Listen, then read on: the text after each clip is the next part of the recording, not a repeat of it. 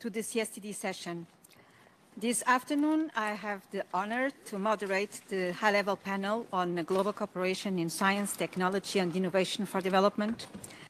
This is item 3 on the agenda of the 27th session of our Commission.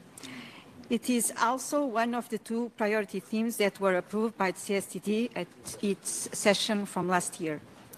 The objective of this high-level panel is to discuss collaboration, mechanisms, lessons learned, good practices, and limiting factors to scale up existing efforts and increase synergies through enhanced international solidarity and cooperation. Designing inclusive and equitable collaboration mechanisms could speed up technological uptake, devise solutions for global challenges, and contribute empowering less technologically advanced countries. We have several high-level panelists with us today, and they will seek to address the following questions. What role could the CSTD play in coordinating STI agendas to make them more globally inclusive and in part directionally to guide global STI development? How can international collaboration support STI assessment and foresight instruments accessible to developing countries? What good practices can be replicated through international collaboration to facilitate the emergence of enabling digital and skills environments? How to mobilize domestic and international resources to support investment in STI, including through private-public partnerships? How could the international community support and scale up collaborative STI networks and fully engage actors from developing countries? What practical models of STI collaboration can be developed to support effective technology and knowledge transfer?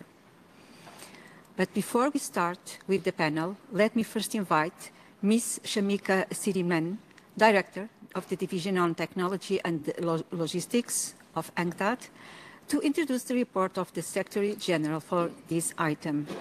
You have the floor, Madam. Thank you, Chair. Excellencies, distinguished delegates, ladies and gentlemen, I am very pleased to present the report of the Secretary General on this theme, global cooperation in science, technology, and innovation for development. I want to say at the beginning that the Secretariat has prepared this report based on inputs provided by 19 member states of the CSTD and 9 international organizations, as well as the discussions at the intersessional panel of the CSTD in Lisbon last November that was hosted by our great chair. So want to say thank you, a big thank you. As chair, as you mentioned, the point of this exercise is to highlight best practices, lessons, and that's what we have got from the 19 member states and also 9 international organizations. So this report is based on the premise that global challenges need global solutions. This has been clearly illustrated by the COVID-19 pandemic and then this rapidly unfolding climate change, among other things. This means that inclusiveness in STI is not merely a matter of equity or being nice, but also of effectiveness.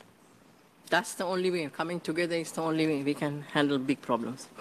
The development of significant STI capabilities on a truly global scale is therefore a shared interest of the international community. Then the growing complexity of emerging technologies, their fast pace of change, and the significant transformation brought about by the recent waves of innovation highlight the need for a collaborative approach to STI. I think this was also the message of the Great Minds conversation this morning. So the report discusses collaboration mechanisms, lessons, good practices related to 4 key elements of STI development. First is the strategic planning, second one STI enablers, and then the research and development, and finally innovation. So for each of them, as you have seen, the report provides a review of the status of different areas of global collaboration, what are the good practices, and the way forward. So let me summarize.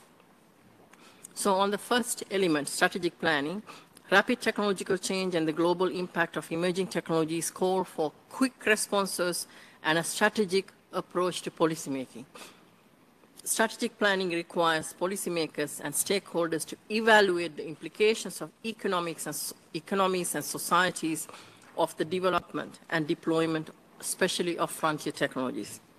So the report presents technology foresight and technology assessment as tools that can help policymakers in this regard. Now, technology foresight investigates possible longer-term global scenarios, while the technology assessment focus on the local implications of a specific technology. These mechanisms complement each other. The report suggests that an international system of both technology foresight and technology assessment, integrating national, regional, and international organizations and building on existing efforts like those undertaken by UNCTAD at the request of the member states of the CSTD, could support decision-making and consensus building for global STI development by doing several things. One, to guide the technological change for good, promote the alignment of national, regional, and international STI agendas with the SDGs, and to foster international collaboration. So the second one, STI enablers. I mean, you know the digital infrastructure is an important area of global collaboration. Beyond helping bridge digital divides, collaboration is needed to ensure interoperability across systems. Coordination is required to build infrastructure systems that enhance access to affordable electricity, mobile networks, and the internet. The report then presents examples in this regard from the work of the ITU and also the Broadband Commission, among others. And the report also recognizes under the STI enablers that human capital is a critical enabler.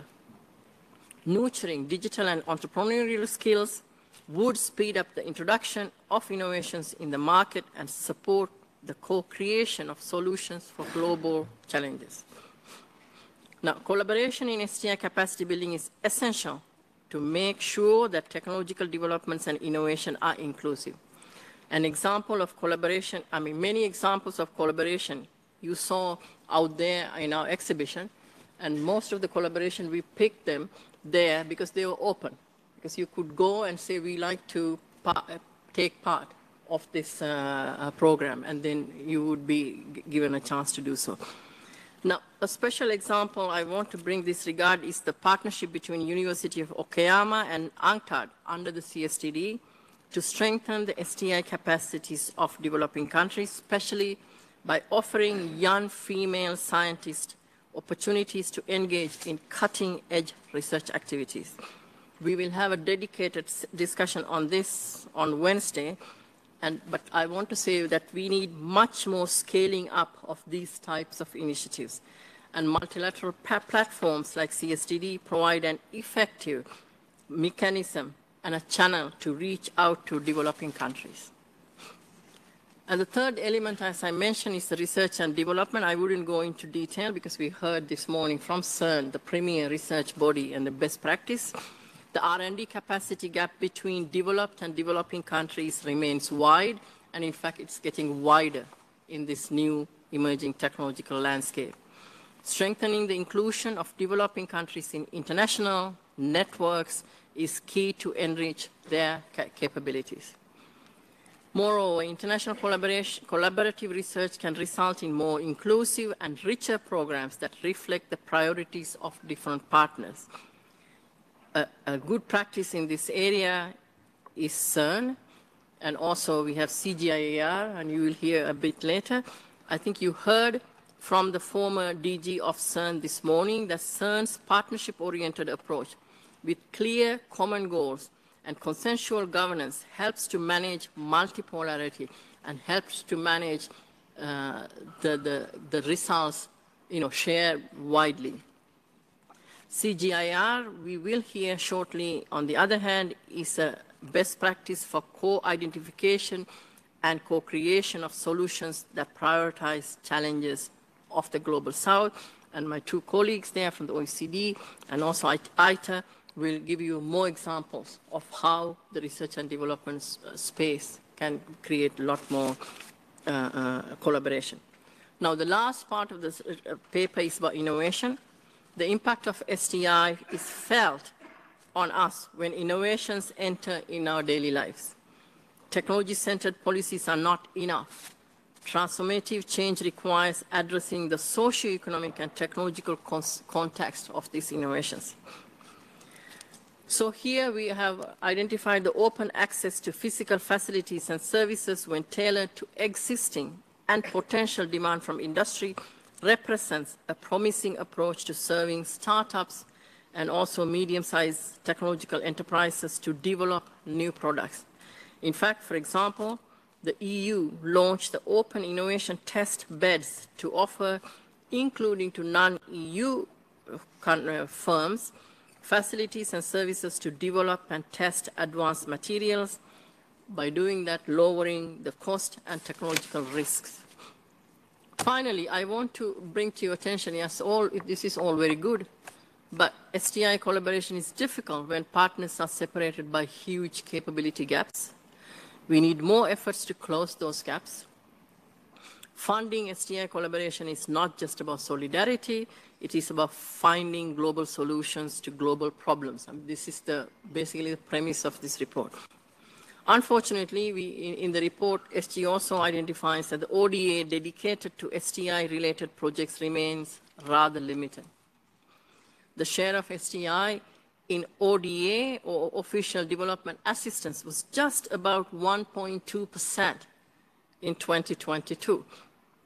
After showing a positive trend in the aftermath of the Addis Ababa Action Agenda, with a peak of 1.7 in 2019, this share has now been steadily declining in the last several years.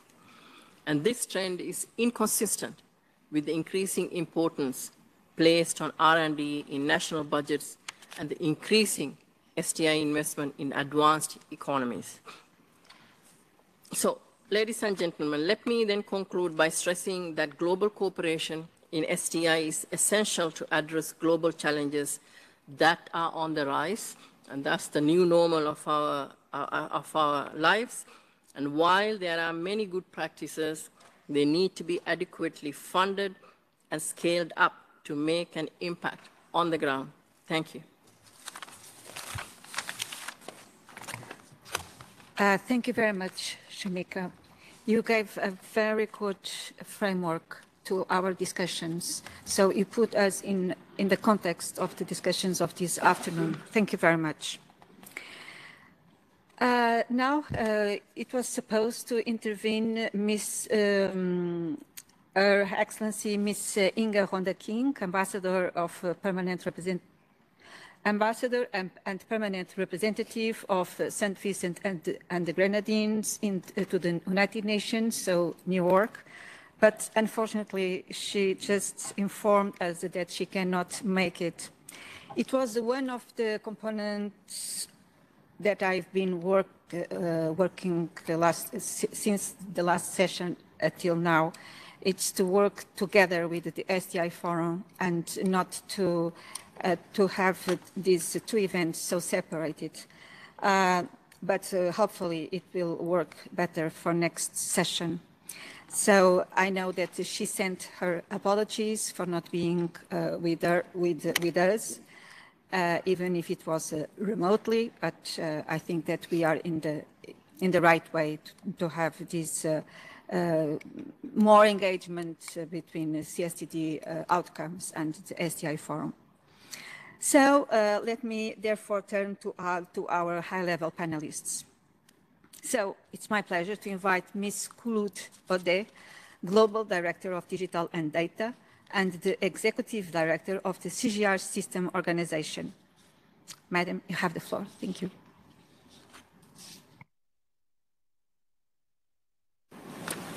Thank you very much. Distinguished colleagues, with all protocols observed, thank you for the invitation to speak here today on behalf of CGIAR. First of all, for those of you in the audience that are unfamiliar with our organization, CGIAR is the world's largest publicly funded agriculture research organization.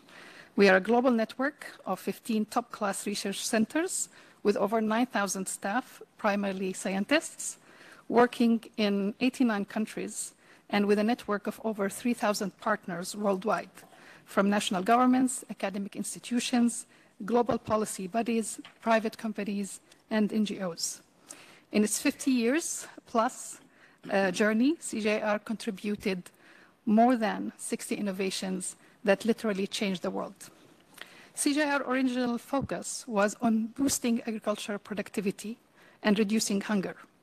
But today, when agriculture drives 80% of deforestation and accounts for 70% of freshwater use, our work is increasingly about finding the right balance between benefits and trade-offs for people, prosperity, and the planet. Today, we have more people to feed with less land, climate change, and water security challenges, and a biodiversity crisis. Plus, geopolitical challenges are acting as a threat multipliers. Achieving our CGIAR 2030 research and innovation strategy to transform food, water, and land systems in climate crisis required improving the way we work with the Global South to co-identify, co-create, and co-deliver science, technology, and innovation solutions. We need more inclusive and participatory approaches to facilitate knowledge exchange. We need more inclusive and participatory approaches to facilitate knowledge exchange, building on our lessons learned and high-level advisory panel recommendations on engagement and partnerships in the Global South. We continue to strengthen our CGIAR's engagement framework and its 7 principles of complementarity for impact, shared ownership, focus on results, transparency and accountability, integrity, calculated risk, and learning culture. Recognizing the interconnected nature of the environment, society, and economy, CGIAR now adopts a systems approach to our research. We examine every aspect of the initial stages of growing food, including natural resources, environment, land, and water, to seed and farming practices, cold storage, consumer preferences, markets, and ultimately ensuring people are well nourished. And an important principle is that innovations are context specific.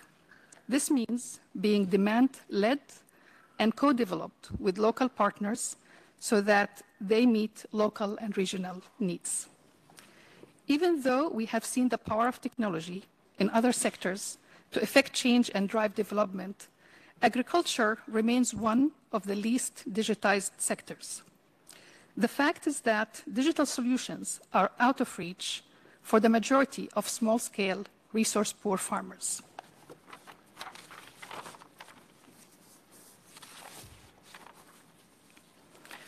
In recent years, many of our researchers have been building the evidence to show the great potential for the digitization of agriculture to achieve meaningful livelihood improvements for smallholder farmers and pastoralists. The potential of digital technology to transform farming and agriculture in countries across the Global South is increasingly compelling. Meta-analysis suggests that relatively simple transmission of agriculture information through mobile technologies in sub-Saharan Africa and South Asia can increase the likelihood of farmers adopting recommended inputs by 22%, leading to substantial increases in yields, incomes, and other important development outcomes. In fact, producers in sub-Saharan Africa who adopted online services have been found to increase their incomes by up to 40%, while new forecasting and early warning systems can also help farmers stay ahead of climate shocks. Digital innovations are therefore an essential component of the agricultural research strategies to strengthen food and economic security around the world. This includes digital innovation in agricultural extension services, climate information services, better land use planning and monitoring through remote sensing by satellite or drone, solutions to better link smallholders to markets, and digital fintech to increase access to credit, insurance, and other instruments. At CG, we also believe that digitalization can drive greater engagement in agriculture for women and youth in particular, and create employment opportunities along the value chain. For rural women and girls in low-income countries who rely on small-scale agriculture, information and communication technologies can unlock a world of opportunity.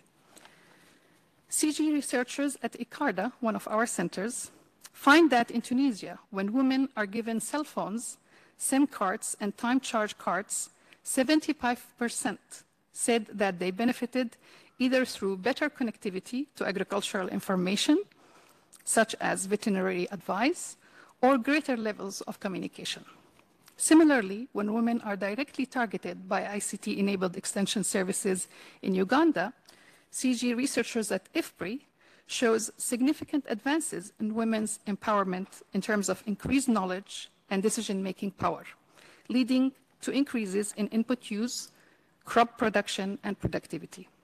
Meanwhile, a CGIAR project at ILRI, International Livestock Research Institute, to provide app-based drone delivery of livestock vaccines is set to allow women in Ghana to overcome gender norms that dictate men farmers liaise with men veterinarians and better care for their chickens and goats. Findings from studies and projects like these indicate that investing in ICT, whether through public subsidies and programs or private service provision, can be a powerful way to start closing the digital gender divide while boosting overall agricultural productivity and gender equality. Still, we have a long way to go. Women in sub-Saharan Africa are 15% less likely to own a cell phone and more than 40% less likely to use mobile internet than men. Digitalization also gives us better tools to sense and respond to acute crises like the ones we face today. It also provides us with a systemic view of how our food systems work or fail. For example, efforts to bring together Earth systems observation and big data analysis can inform the co-design of global solutions and provide an evidence base for national policies to maintain planetary boundaries, especially where biodiversity, water resources, soil nutrients, or land use are threatened. For example, a partnership between IMI, our International Water Management Institute, and Digital Earth Africa leverages remote sensing and data management technologies to enhance the ability of African governments, communities, and companies to better manage their water. The partnership is developing applications for water accounting. This is a means to take stock of available water resources to arrive at a better informed water management decisions. For example, balancing water allocation across different sectors or understanding the downstream implications of new irrigation schemes. The partnership is also working on developing applications for flood and drought mapping and early warning systems. And in other sectors, artificial intelligence shows great potential and great disruption. Researchers at IRI, the International Rice Research Institute, our center based in the Philippines, have used AI to screen 132,000 accessions of rice in just a few months, a process that typically takes years. By analyzing the genetic makeup of characteristics of different samples, they've pinpointed specific genes responsible for producing compounds that show promise in combating cancer cells. Researchers have identified several rice varieties with potent anti-cancer properties and are working to make them more accessible. Our research center have also developed AI-powered programs that can help farmers anticipate climate conditions and pest threats to maximize yield and streamline inputs. The Tumeni smartphone app, for example, allows banana farmers to solve more than 90% of the major diseases and pests. A key concern and focus of CGIAR's research initiative on digital innovation is that we must ensure that we are fully aligned on addressing weaknesses in information systems that undermine evidence-based policy responses. If we do not do this in tandem with supporting effective national statistics systems, we are missing a powerful opportunity to enhance food security and increase economic growth. CGIAR works with multiple partners in this space. Please allow me to give you a few examples. With the World Food Programme, we have worked to leverage data to improve food aid distribution systems and design social protection programs that aim to improve nutrition through food and cash transfers. With the World Bank, Bill and Melinda Gates Foundation, and FAO, CGIAR researchers have been active contributors to and users of a new generation of living standards longitudinal surveys conducted by national statistical agencies in Africa to improve our understanding of the technology diffusion and pathway out of poverty for small-scale, resource-poor farmers. CGIAR is also working closely with governments in Ethiopia and Kenya and with organizations like Digital Green, a social enterprise, to develop the digital architecture, platforms, and ecosystem necessary for agricultural innovations to flourish and support farmers, extension agents, food processors, traders, and policymakers with science-based solutions and market opportunities. FAO and CGIAR also established a collaboration aimed at enhancing the AgriVoc thesaurus that provides a common language for agencies working in this space. Standards are so important, and interoperability, if we are to be able to gain a better, bigger picture understanding of our food systems landscapes. We also collaborate with partners in the open science, open source, open data space to create a standard way of sharing data about agriculture fields. Access to timely, reliable, actionable data for rapid analysis and decision support are essential for developing well-targeted interventions, foresight, crisis response, and policy development. Through last year's G20 meeting, CGIAR advocated for the development of digital public infrastructure for agriculture, DPIs. Drawing on the experience of India, one of the papers calls for DPI as a pathway for more equitable and responsible development for agriculture. It's our collective responsibility to continue to be good neighbors and build the actionable data ecosystem and digital public good that will allow us to better reach and serve the most vulnerable stakeholders.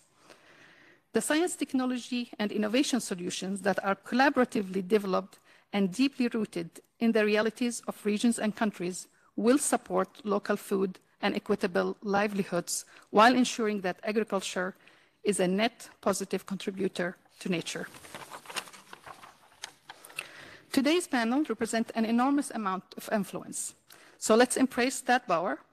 Collectively, we can achieve so much by steadily including science, technology, and innovation solutions into our plans to transform food, land, and water systems to address poverty, hunger, and malnutrition. Thank you. Thank you very much, Ms. Odeya, and thank you for the great work that CGIAR is doing. So let me now turn to our next panelist, Mr. Delong Luo, Deputy Director General of ITER. You have the floor, sir.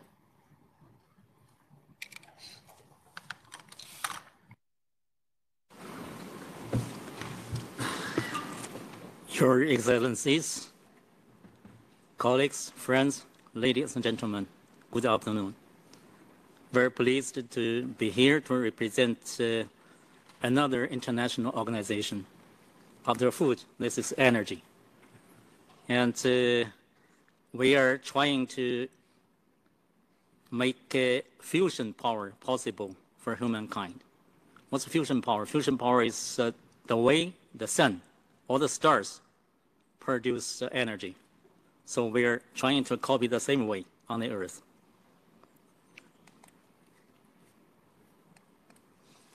It's not. I cannot change it. Where should I point to? Okay. It's too much. It's already too much. Okay. Thank you very much. So why fusion? Because fusion is really one of the optimized energy source we are going to have. We don't have it now. We are using the tritium and deuterium, which are the isotope of hydrogen, to fuse to a larger atom, which is helium. In this process, a large quantity of energy will be produced. But it is not easy, even though the resources are abundant. We cannot use them all. And it's safer, and it's also environment friendly. But it's very, very difficult, because when we want to realize fusion, we need 100 million degrees.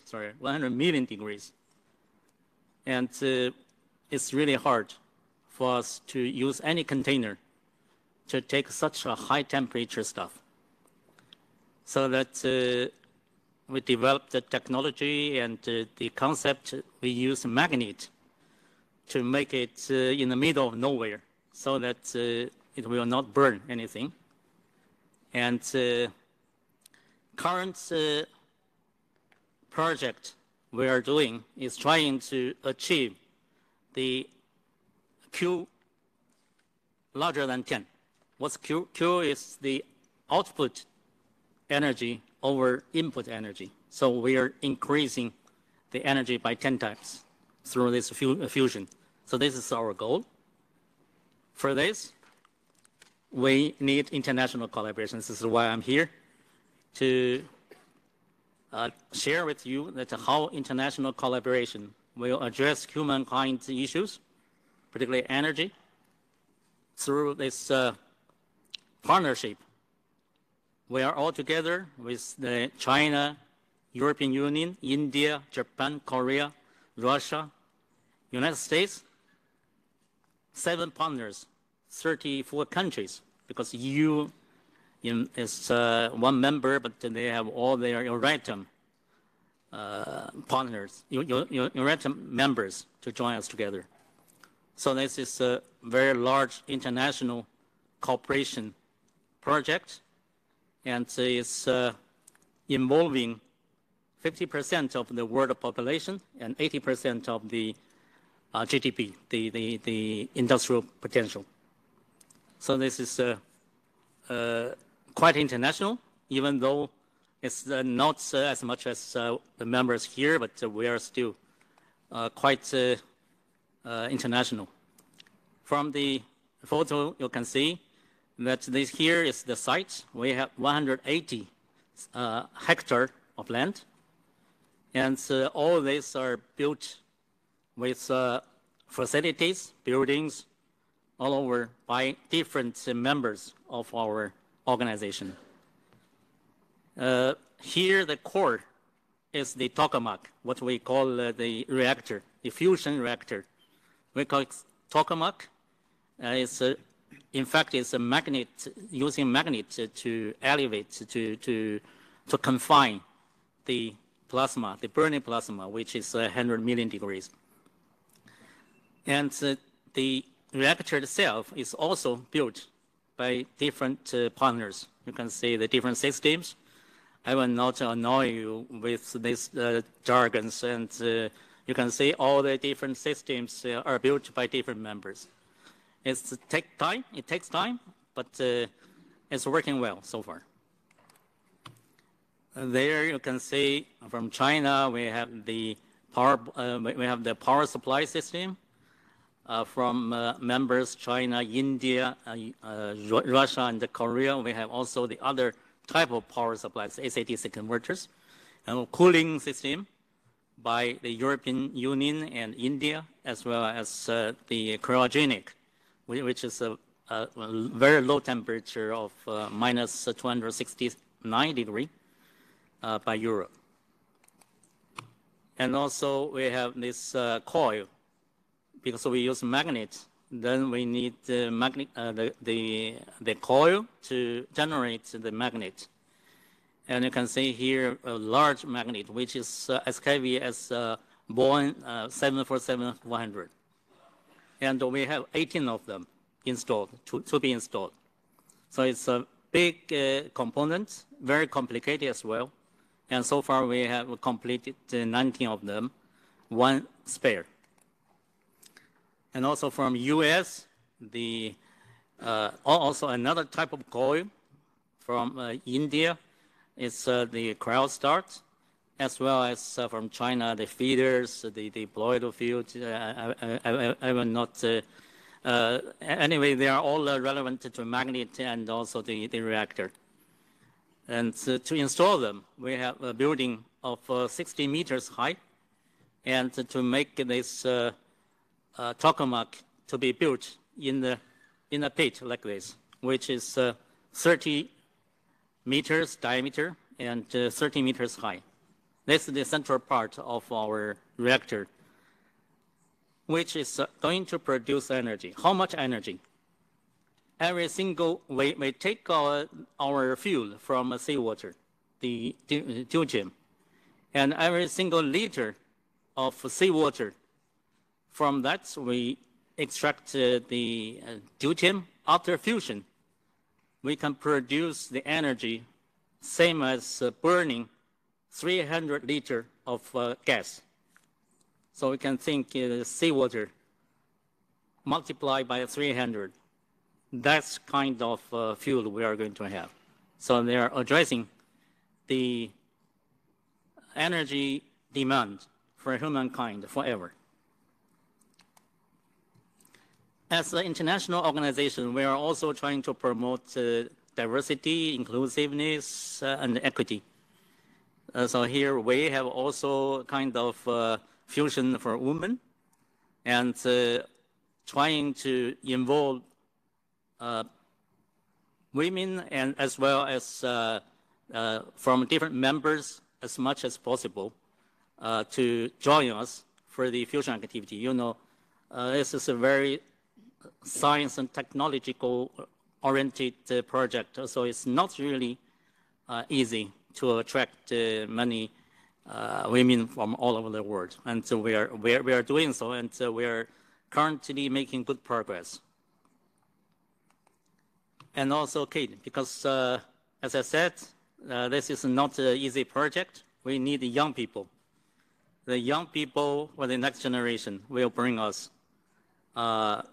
the more and more scientists, engineers to make this reality, so that we believe that one day, we are talking about in the middle of this century, we are going to realize the fusion energy, which will help to produce, to help the humankind for all our energy needs.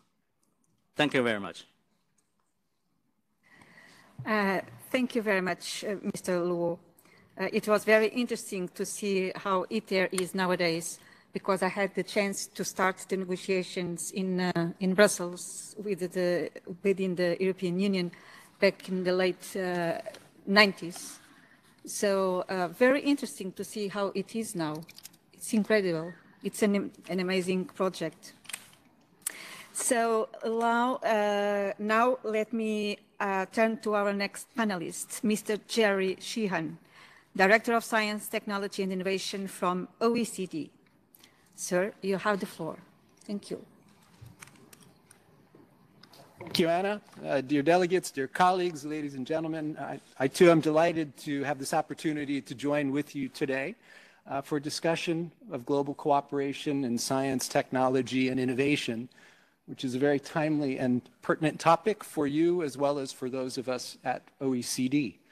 I think it's timely because, as has been noted earlier, there's a growing urgency for global cooperation on issues of science and technology and innovation to help us address global challenges related to inequalities, to climate change, to the emergence of artificial intelligence and other new technologies. And it's timely as well because there are growing efforts within the OECD to engage more broadly on a global basis with key partners on key issues of interest. There are several countries, several more countries now in the OECD accession process. Indonesia, for example, has just begun an accession process. We have a new request from Thailand to also accede to the OECD. What I'd like to do now in my few minutes is take an opportunity to present some of our ongoing work on science, technology, and innovation policies. So moving from the good science and technology that we've just heard about and talk from a policy point of view about some of our initiatives and some of the lessons that we've learned along the way.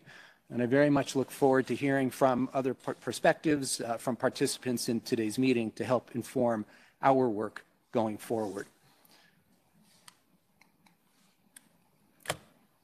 Let me just say to reaffirm what we found in our most recent Science, Technology, and Innovation Outlook, which was released at the beginning of 2023, was again a strong reaffirmation of the need for international collaboration on science, technology, and innovation. We know that science and advances depend on global knowledge commons for progress. And already, about 1/5 of all scientific publications are co-authored internationally. We recognize at the same time that science, technology, and innovation, or STI, as I'll call them a bit, also operate in a new environment that are shaped by both long-standing trends and some very recent disruptions. Some of these disruptions, geopolitical and others, together with things like the climate crisis and other concerns related to technological change, have brought new risks, new uncertainties, and issues of resilience to the fore as conditions and concerns for science, technology, and innovation policy. Some of these concerns have contributed to a growing so-called securitization of science, technology, and innovation policies that affect who countries collaborate with and on which topics. But we're seeing a growing convergence between economic issues and other policy agendas and an intensifying degree of interest in global cooperation and competition in technology-based innovation. What we need to do under these conditions is be mindful that our responses to these concerns don't lead to a decoupling of science, technology, and innovation, or a creation of smaller regional gated communities at a time when we know that the global challenges that we face require global solutions that are underpinned by international cooperation in science, technology, and innovation. A major test for today is to reconcile the growing competition with the need to address global challenges like climate change. Doing this will require so-called greater directionality in our science, technology, and innovation policies, much greater cooperation among developed, developing, and emerging and other economies as well. This has been stressed in a report from our Secretary General, and with the OECD making strategic planning a core of our efforts around science, technology, and innovation, helping build the evidence base for STI policies and other prerequisites for good cooperation. I want to give you a couple of examples of new themes that we're addressing in our work on science, technology, and innovation policy. The first of those being a new agenda that we've developed for so-called transformative agenda for science, technology, and innovation policies. This is an agenda or framework that offers guidance about how we design and implement science, technology, and innovation policies to address societal challenges through a more inclusive, anticipatory, adaptive, experimental, and evidence-based approaches that require greater coordination across government, across ministries, as well as internationally. This transformative agenda, I think, also sets 3 transformative goals. One is to address sustainability transitions. Another is inclusive economic renewal and resilience and security in our STI systems.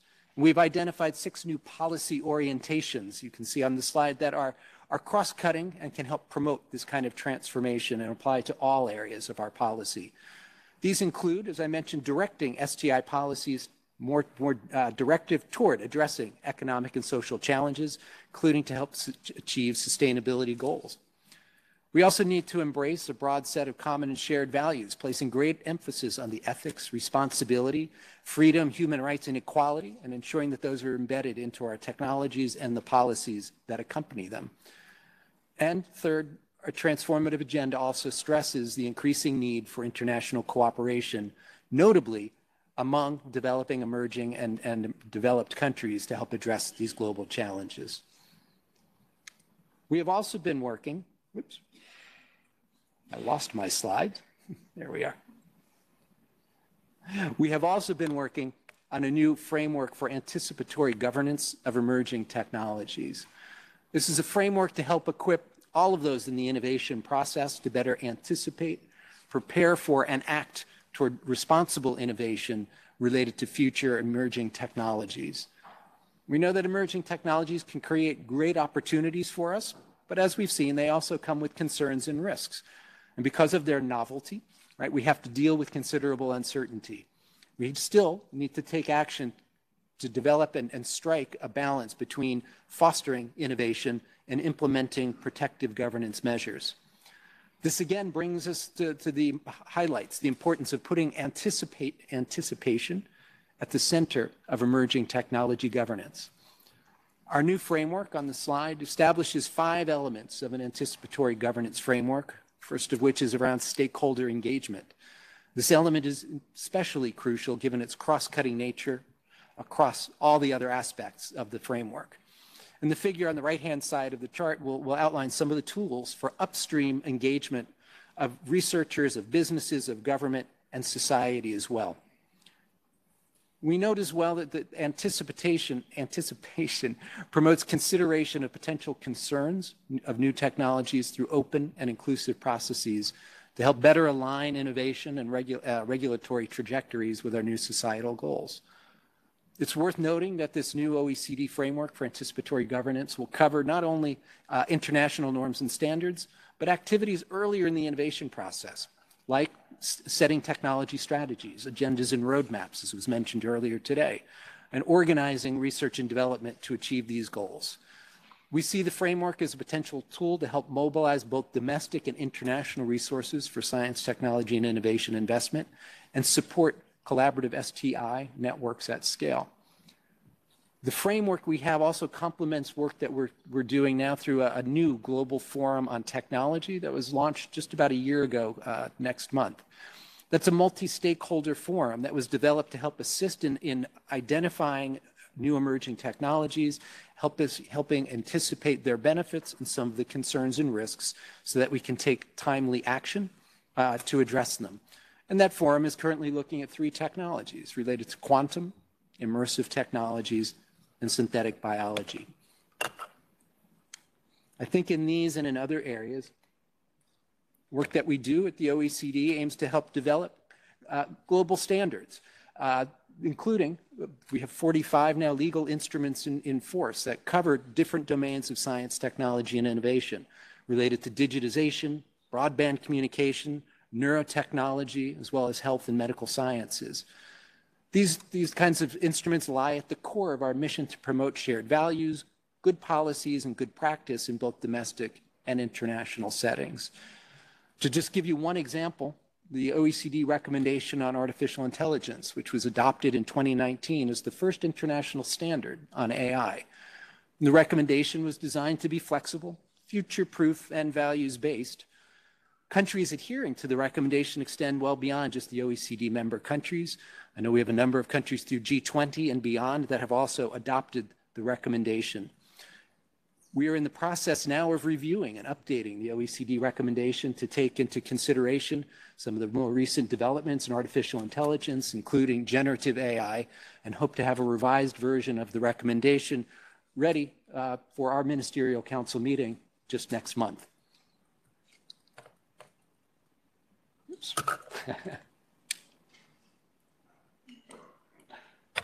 We also aim to help countries in developing science, technology, and innovation by providing data and an evidence base to inform policymaking. Our assessment tools, our indicators, and other parameters are both tangible and intangible prerequisites to such policy considerations. Let me just give you a few examples. First, we've developed a so-called Going Digital Toolkit that helps enable digitization as an imperative for helping foster innovation in a broad number of fields. The toolkit is there to help policymakers navigate some of the complexities of the digital transformation, and you can explore data and assess characteristics of some 44 different countries. We also have something called the Science, Technology, and Innovation Compass, or the STIP Compass, that gathers together in one place both qualitative and quantitative data on national trends in science, technology, and innovation policy drawing from a database of over 10,000 different policy instruments from 58 different countries. Also recognizing the need for improved governance of artificial intelligence, we have a new OECD.ai policy observatory that tracks and analyzes policy developments and advancements across 70 countries, I think now with more than 1,000 different policy instruments. And finally, I'm delighted to announce that we will soon be launching something called the Research and Innovation Careers Observatory. This observatory will bring together a body of statistics and new analysis on key elements of research and innovation careers. So far, we will look at 28 member countries as well as 5 non-member countries and help us track researchers through their careers, through movement between public and private institutions, as well as the global flow of researchers collected in this toolkit. We hope this will help us bring together and identify national differences and help us design more comprehensive and inclusive policies that can be enablers for science, technology, and innovation policy. I'll mention just briefly, we have a growing emphasis on work to harness science, technology, and innovation policy to address challenges of climate change and help facilitate our net zero transition. We are also working across OECD and all of our different directorates and committees on green and digital twin transitions related to climate and economic resilience. In my own directorate for science, technology, and innovation, we're working with on public sector innovation and through our development cooperation directorate on a mission action lab that helps support public administrators to design, refine, implement, and govern so-called mission-oriented policies to achieve net zero. We're also hosting, in tandem with the International Energy Agency, the interim secretariat of the so-called Climate Club. This was launched formally at the COP28 just last fall as a forum for helping advance cooperation and industrial decarbonization to achieve the Paris agreements. Let me begin to wrap up just by noting that we're increasingly sharing and engaging with developing and emerging economies in virtually all of our work on science, technology, and innovation at the OECD. Just last month, we convened an OECD African Union dialogue on AI that brought together representatives from the African Union AI Working Group, the Union Commission, the UK, and the OECD to discuss common issues and approaches for AI governance to promote collaboration and help us tackle common challenges. We've been supporting the G20 in discussions on AI governance, and in particular on on open innovation within the Research and Innovation Working Group. And we're pleased to be informing discussions through our expertise in the bioeconomy on health data governance and access to research data. We've also been conducting a number of country-specific and regional reviews covering African, Latin American, and Caribbean countries and regions. These have helped us in a variety of ways in assessing progress in technology development, innovation, and production transformation, the pandemic response, and other areas. We're also making efforts now to help look at the ways to boost the resilience of global supply chains in critical industries such as semiconductors, which is also looking at capacity development issues in a number of emerging economies. Let me just close by highlighting what will be occurring at OECD next week, which is our own science and technology policy ministerial level meeting. So this is being held under the broad theme of enabling sustainability transitions through science, technology, and innovation. We anticipate participation by more than 60 delegations from OECD countries, countries beyond the OECD, and a number of international organizations, including from the UN and a number of the UN bodies. Key outcomes of the ministerial meeting are a declaration on transformative STI policies for a sustainable and inclusive future to help members address issues of the climate transition and sustainability challenges, while also seizing the opportunities and managing the risks associated with emerging technologies. In a run-up to that meeting, we'll be holding a roundtable of Japan and the ASEAN members on science, technology, and innovation, where high-level experts, ministers, and advisors on science and technology from those regions will convene for open and sustained dialogue. We also will be hosting a side event on research for development, which will gather international funders of research for development along with a wide range of stakeholders to highlight research as a force for development. That ministerial meeting and the associated stakeholder event before it will also include discussions of open science, which we know can pave a way toward greater global engagement in science and the inclusivity of the scientific process by making processes and products of research available to all more freely and more readily. With that, let me thank you again for the opportunity to join the panel today. I think this will set the stage for continued collaboration between our organizations among our countries in science, technology, and innovation policy. And I look forward to continuing discussion with you. Thank you. Thank you, Jerry, and thank you very much for all this overview of the global approach that OECD is taking. It was very interesting to see that, and I really hope that CSTD and OECD can continue to work together always on behalf of development of all countries. Let me now turn to our three distinguished speakers under the special ministerial segment. So I have the pleasure to invite Her Excellency Ms. Lia Buendia, Undersecretary for Research and Development of the Department of Science and Technology of the Republic of the Philippines. Please, you have the floor. Thank you, Madam Chair. Excellencies, the Philippines agrees that scaling up efforts through international solidarity and cooperation is very important to ensure inclusive and equitable collaboration mechanisms that can speed up technological uptake and in developing countries, as also stated in the report of the Secretary General.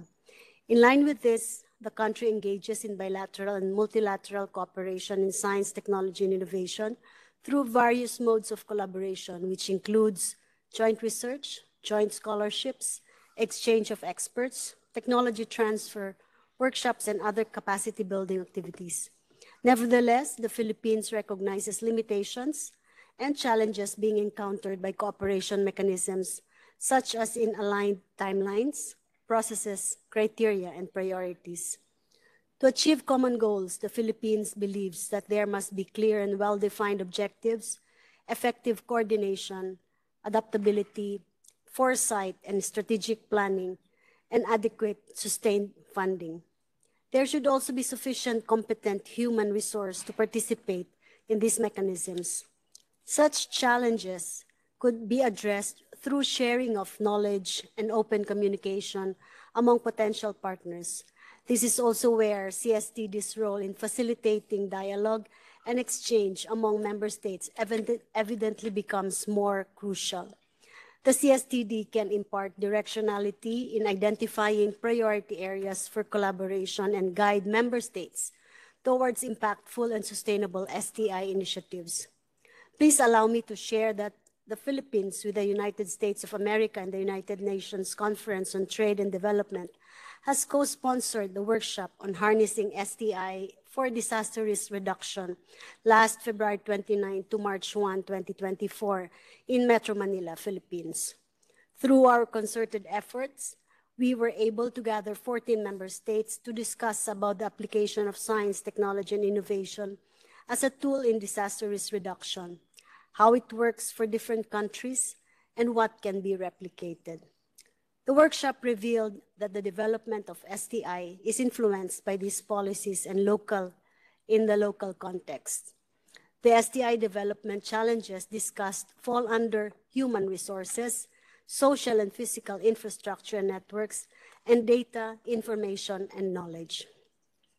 The member states were able to come up with policy recommendations which focused on governance and financing for STI, information system, and STI development and adoption through multi-stakeholder cooperation.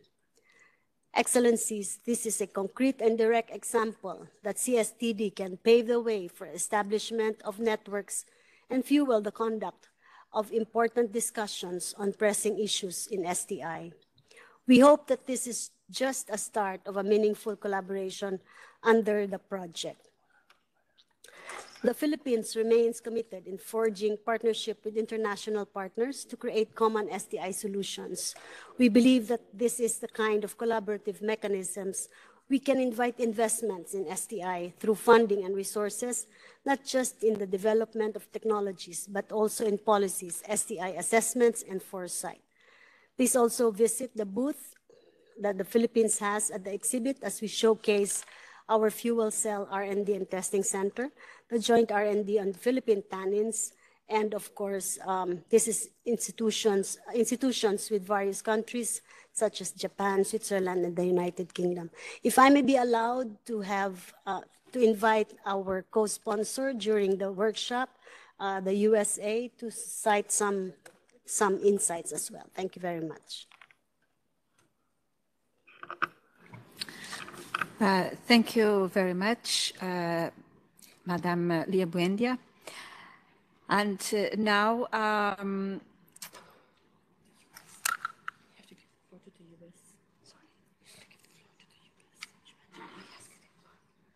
so first, I think I have to give the floor to the US, please. Thank you, Madam Chair. Actually, this was part of my ministerial remarks. So, but I will just say now that our recent co-sponsored workshop with the Philippines on the disaster risk reduction is really, as Undersecretary Buendia mentioned, is really evidence that our commission remains instrumental in fostering cooperation on pressing issues in STI.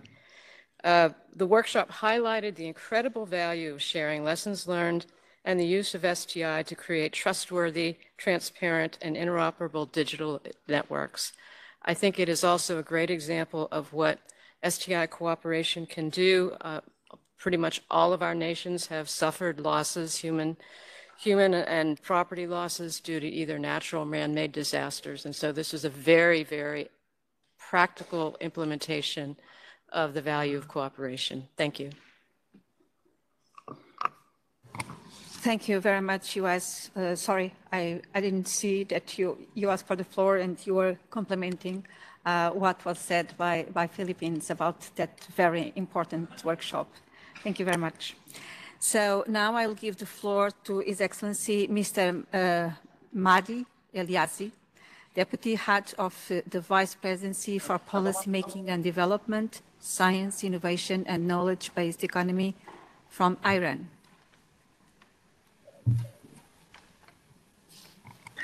Good afternoon, distinguished member of the Commission, dear colleagues, ladies and gentlemen. Today, I'd like to emphasize the utmost importance of international cooperation in science, technology, and innovation for global development, and in particular, for the Global South.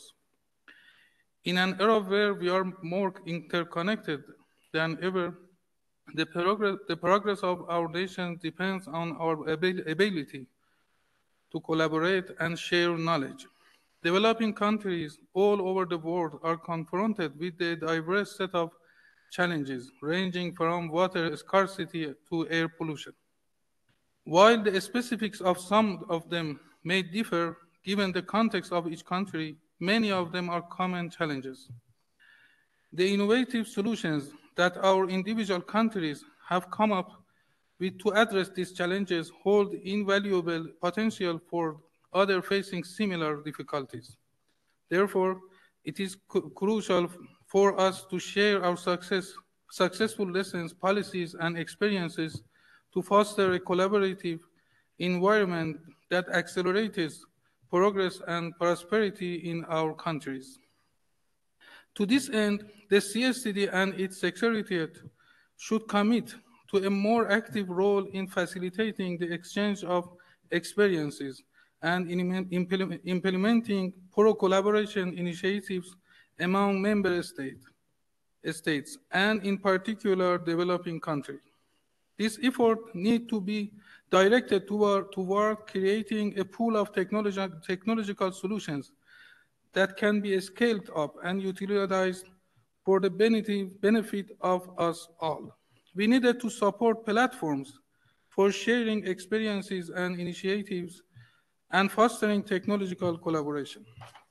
Iran firmly believes that STI development cannot be achieved without the active cooperation of developing countries.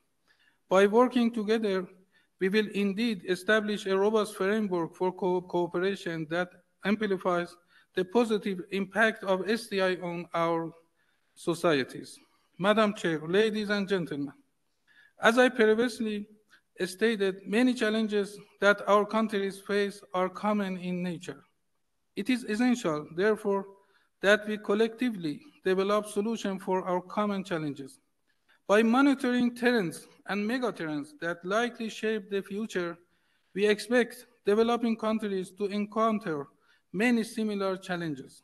Consequently, we must place a greater emphasis on the impact of future studies in identifying and addressing these challenges. In Iran, we are actively conducting foresight activities to identify and address future challenges. Most of these trends resonate with the experiences of the developing countries, which highlight the role of CSTD Secretariat has to play in promoting foresight programs in the member states to pinpoint technological solutions for our shared challenges. By organizing programs and meetings on SDI foresight, CSTD will foster an environment that encourages collaboration and knowledge sharing. Let us embrace the power of SDI collaboration and forge a path towards a more inclusive and sustainable development future. Thank you. Thank you very much, sir. And now I'll give the floor to Ms. Ivana Vukasinovic, Assistant Minister at the Ministry of Science, Technological Development and Innovation from the Republic of Serbia. Madam, you have the floor. Thank you. Honorable delegates, distinguished colleagues, I'm honored to address you today on the vital topic of global cooperation in science, technology, and innovation for development. We gather under the auspices of the International Decade of Sciences for Sustainable Development, which spans from 2024 to 2033. Initiated by Serbia and adopted by consensus as a UN resolution, this decade highlights our collective commitment to leveraging a broad spectrum on scientific disciplines to address the world's most pressing challenges. The questions raised today touch upon critical issues that require our collective attention and action. The role of the Commission on Science and Technology for Development in coordinating globally inclusive SDI agendas is pivotal. By fostering dialogue and collaboration among member states, the Commission can facilitate the development of comprehensive and inclusive SDIs agendas that address the needs and priorities of all countries. International collaboration is crucial for ensuring that countries have access to SDI assessment and foresight tools. Sharing best practices, offering technical support, and building partnerships can empower countries for further development. Through collaboration, successful strategies for digital empowerment and skills development can be expanded. This includes capacity building programs, technology transfer, public-private partnerships to enhance digital literacy and technology access.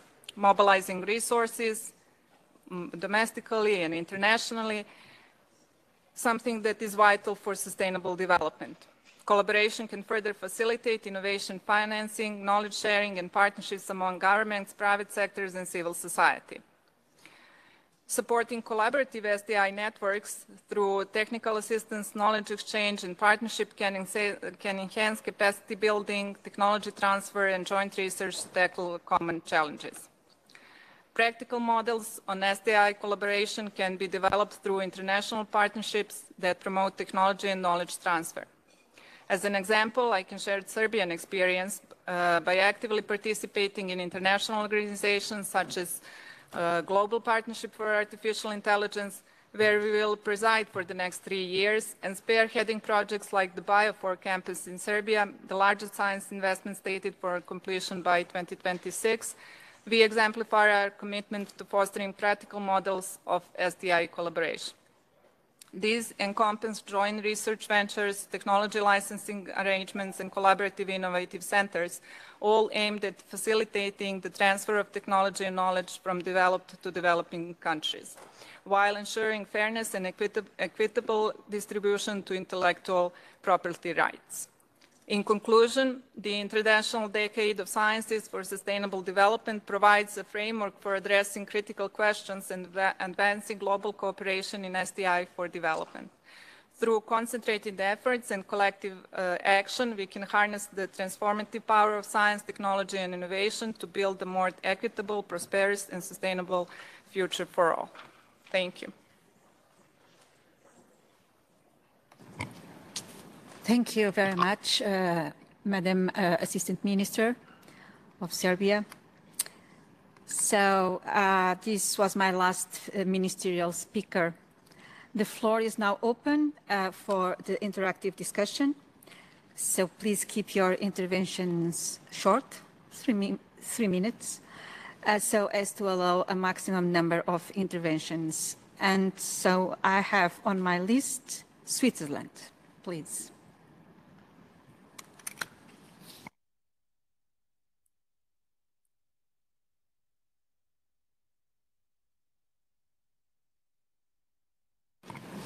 No Switzerland? Okay, that was the information I had. If you don't want to say anything, we are going to move to Gambia. I think that hopefully Gambia wants to talk.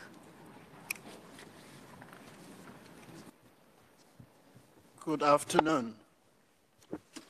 Thank you, Madam Chair, and the panel for your very valuable presentations.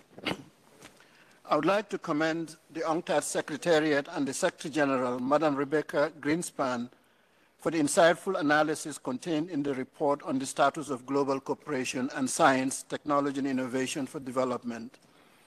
The report has succinctly elaborated the key channels, mechanisms, and shortcomings for international collaboration and remedies to empower less technologically advanced countries in their efforts to catch up with rapid technological changes.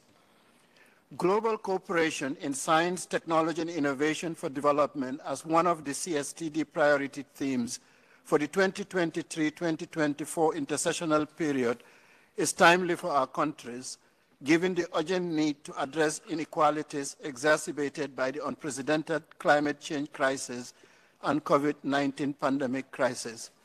The Gambia has contributed to this, which can be found on the CSTD 27th website. The development and supply of innovative products is essential in enhancing capacities and transfer of technology in the health sector.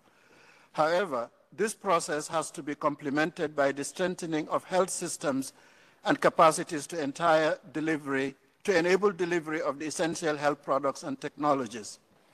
For developing countries, it is important to adopt inclusive and adaptive approaches in the mobilization of efforts and resources to realize effective and meaningful achievements on science, technology, and innovation. Thus, increased focus should be placed on strengthening institutional capacities by enhancing the capacities of national innovative centers through infrastructural development, capacity building, and resource mobilization. All this with an objective to establish building blocks for a sustainable and value-driven STI ecosystem enabled by data and digital infrastructure and emerging technologies such as AI and green technologies. In our view, Madam Chair, this digitally enabled green STI approach will usher in the requisite capabilities for an adaptive and responsive R&D, smart and sustainable green manufacturing capabilities, guided by smart and green industrialization policy that will disrupt our current utilization and access to our critical natural resources value chains and begin to help us build and establish production capacities and capabilities and locate manufacturing and production at the source of our critical natural resources. This will optimize value of our extracted critical natural resources enabled by digitally enabled green STI capabilities and ecosystems that will enhance our export capacities of these converted natural resources to quality products entering national, regional, and global value chains, reducing our over-dependence on particularly imports and consumption of products manufactured elsewhere using our very own critical natural resources that are continuously extracted with very limited value and lowest contribution to our economic prosperity. I must say, only stepping up our efforts to strengthening our STI ecosystems and value chains meaningfully with developing the associated capacity and competencies required will facilitate meaningful disruptions leading to enhancing our productive capacities for a value-driven and sustainable ecosystems leading to capabilities in smart manufacturing of our critical natural resources and increasing our exports to global value chains and realizing the associated economic growth for prosperity. The Gambia supports international solidarity and global initiatives through the partnerships among member states, UNCTAD and developing partners, stakeholders, both public and private sectors, civil society, academia, in support of innovation for development towards achieving the outlined objectives.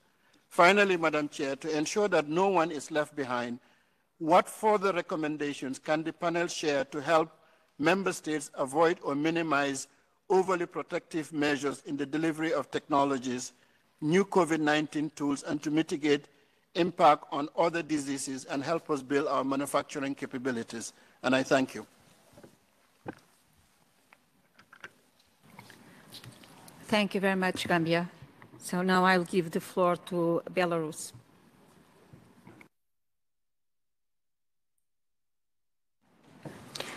Спасибо. Thank you, Madam Chair. At the outset, allow me to express gratitude to the speakers for their interesting and contentful presentations. We welcome the consideration of this topic and we take note of its relevance and importance. Global Partnership plays a key role in the use of science and technology for sustainable development for all states. And this is why this is so important to the international community. There is a need to increase the potential to harness such technology, particularly for developing countries, overcoming the digital divide and ensuring that we can all achieve Agenda 2030. The Republic of Belarus is fully committed to global cooperation in this regard. This approach has clearly been recognized in our base document, the State's Programme on IT Development for the period 2021-2025. The key domestic structures for this partnership within the science is the National Academy of Science.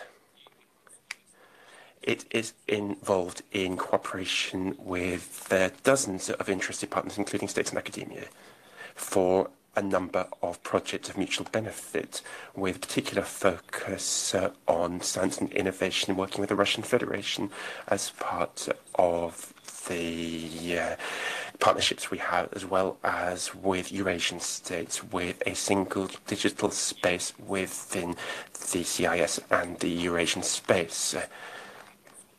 We also have a cooperation in place with the Commonwealth of Independent States. We have, in recent years, been increasing cooperation with other states further afield in Latin America and Asia. We have also been involved in broader cooperation projects within international organizations and would note the role that the UN specialized agencies have in this regard. It has to be said that certain limitations have hampered such efforts. These problems are connected with the unilateral coercive measures that have been imposed counter to the UN Charter against certain states. The Republic of Belarus is experiencing this unlawful action head-on. In this connection, I would draw attention to paragraph 25 of last year's resolution of the Commission with regard to progress towards increasing digitalization, which calls upon states to refrain from unilateral measures that may have a negative influence on the development of the affected states. We call upon all states to observe their obligations under the aforementioned resolution. I thank you. Thank you very much. Now I will give the floor to Russian Federation.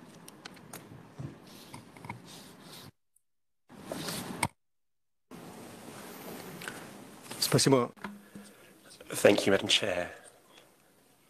Since this is the first time we have taken the floor today, I would first and foremost like to greet you and greet distinguished members of the Secretariat. At the beginning of this new session, we wish you every success in your far from simple work.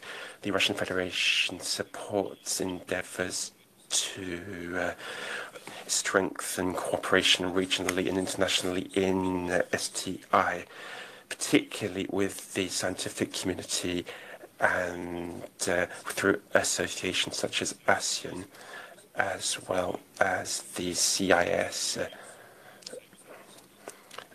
and the Shanghai Organization for Cooperation, the BRICS group, countries of Africa and Latin America, and also certain other states who have a shared view as to the need for mutually beneficial and equal development with a view to developing a multipolar world order. This is something which is of particular interest to developing countries. Russia has a rich history of scientific and technological development and attaches great importance to training personnel, particularly overseas. And we have been to that end training tens of thousands of foreign students, many of whom have been received full bursaries from the Russian Federation for their education in Russia, which provides the training for the management and other senior staff in developing countries to develop their areas of expertise back in their own country. As colleagues have done, we would like to express our rejection of unilateral measures that may hinder such efforts. Despite the policies of isolation that have been imposed, the Russian Federation has continued to make a significant organizational and intellectual contribution to international projects, such as the European Synchrotron project, as well as the European XFEL X-ray project and the FAI and the Ionic and Antiprotonic project, as well as you have all seen today, the ITER project, which we've heard about today. Russia is a key participant in many of those projects.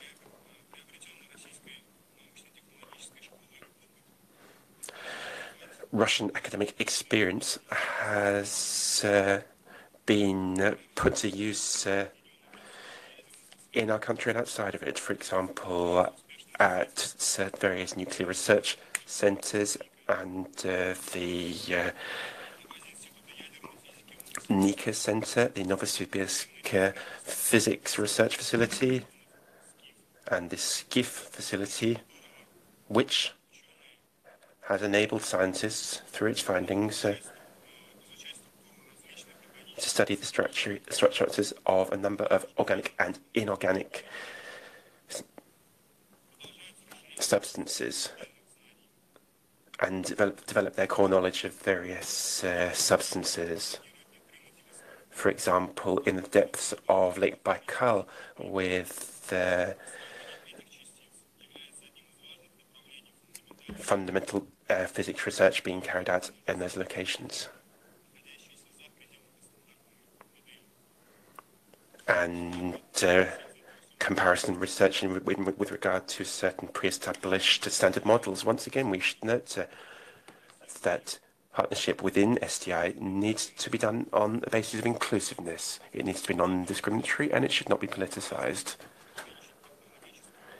Any attempt to hamper progress by certain countries and in certain countries runs against the spirit of science and that of cooperation in general. I thank you for your attention. Thank you. Now I'll give the floor to the State of Palestine.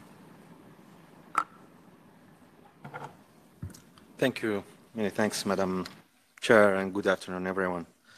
Thanks to the panel for their rich and good informative presentations, Madam Ode and Mr. Liu and Mr. Shihan. We do have some positive examples and real and effective international cooperation situation around the world, like Mr. Liu for the energy fusion, energy examples, and Madam Ode presentation. I have a question to Mr. Shihan from the OECD. You mentioned that you will have a parallel meeting on science and technology next week on 23rd, I think, April in Paris. My question, are the attaches of our embassies, the international community in Paris, informed about this meeting first, or maybe UNESCO missions also in Paris are informed? This is very important for the inclusiveness because, as you know, OECD is part of this world. So this would be very important to include everyone in Paris. I thank you.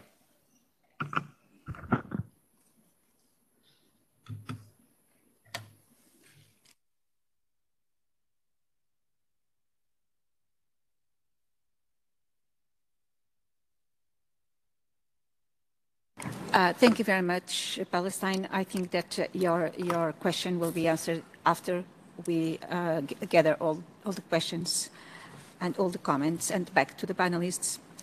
And now I give the floor to Uzbekistan.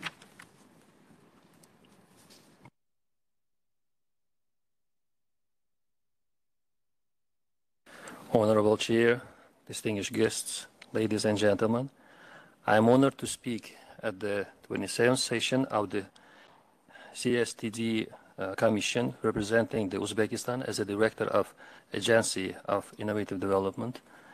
In today's interconnected world, the role of STI cannot be overstated. It is the main element of modern economies and key driver of global process. In Uzbekistan, we have recognized this imperative and aligned our national strategies to leverage science, technology, and innovation for sustainable growth. Hence, today, I wish to highlight the critical role of global cooperation in science, technology, and innovation with insights drawn from Uzbekistan's experience. International collaboration can significantly enhance the accessibility of sophisticated STI assessment and foresight tools for developing countries, which are essential for informed decision-making and strategic planning. Several good practices can be replaced through international collaboration to facilitate the emergence of enabling digital and skills environment. First, knowledge and sharing initiatives. By sharing expertise, methodologies, and best practice, developing countries and developed countries, organizations bolster the capacity of local institutions and professionals to conduct effective assessment. Establishing platform for knowledge exchange and collaboration among countries, academia, business, and civil societies can facilitate the sharing of best practice, lessons learned, and innovative solutions. These initiatives can include conference, workshop, and online forums aimed to facilitating dialogue and mutual learning. Second, capacity building programs. Tailored technical assistance and training programs, including workshop and online courses, equip developing country stakeholders with the skills needed to utilize STI assessment tools proficiently while implementing capacity building programs focused on digital literacy, technical skills, and entrepreneurship can empower individuals, especially in developing countries, to participate actively in digital economy. These programs can be supported through partnership between governments, educational institutions, and private sector entities, leveraging expertise and resources from diverse stakeholders. Third, public-private partnership. collaborative initiatives between public and private sectors and leveraging PPPs, countries can drive investment to accelerate the promotion of innovation and technological advancement. The CSTD can play a central role in promoting such models, facilitating engagements that leverage both domestic and international resources to fuel innovation worldwide. Fourth, incubators and innovation hub. Establishing incubators and innovation hub in developing countries can create ecosystems conducive to innovation and entrepreneurship.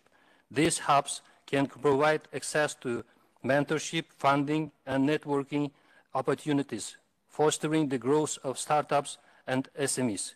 In Uzbekistan, our focus has been on creating technology parks and innovations hubs that foster innovative entrepreneurship and skill enhancement. Located in rural settings, YOS Technoparks serve as incubators for novel ideas and technological solutions, providing a conducive environment for young entrepreneurs and nurture their ventures. One of the primary objectives of YOS Technological Park is to bridge the gap between academia and industry, thereby accelerating the commercialization of research outcomes. By establishing partnership with universities, research institutions, and local business, these technoparks facilitate knowledge transfer and facilitate the translation of scientific discoveries into marketable products and services. The 5, cross-border research collaboration. This aspect was mentioned above by the delegation of Philippines. So in this sphere, encouraging cross-border research collaborations can facilitate the transfer of knowledge and technology between countries. By fostering partnership between research institutions, universities, and industrial players, countries can leverage each other's ranks and expertise to address common challenge and drive innovation in digital technology. For example, considering Uzbekistan's case, participation in international joint research project has provided platform for our researchers to contribute and benefit from global scientific endeavors. Moreover, our commitment to international collaboration is evidently with 110 projects being carried out in cooperation with Academia of Sciences, research institutions, and R&D centers of foreign countries such as China, India, Turkey, Hungary, Japan, and Belarus. These projects not only enhance our capability, but also integrate Uzbekistan into the global STI community, ensuring that we contribute to and benefit from collective global advancement. The Commission can enhance these interactions by advocating for equitable participation and supporting framework that accommodate diverse STI landscape. Dear colleagues and participants, in this regard, the Commission is uniquely positioned to bridge the divide between developed and developing nations in the realm of science, technology, and innovation. By fostering a global exclusive agenda, the Commission can guide collaborative frameworks that incorporate the diverse needs and contributions of all countries. This inclusive approach will help guide global STI development in a direction that addresses both local and global challenges effectively. Thanks for attention. Thank you, Uzbekistan. Now I'll give the floor to Pakistan.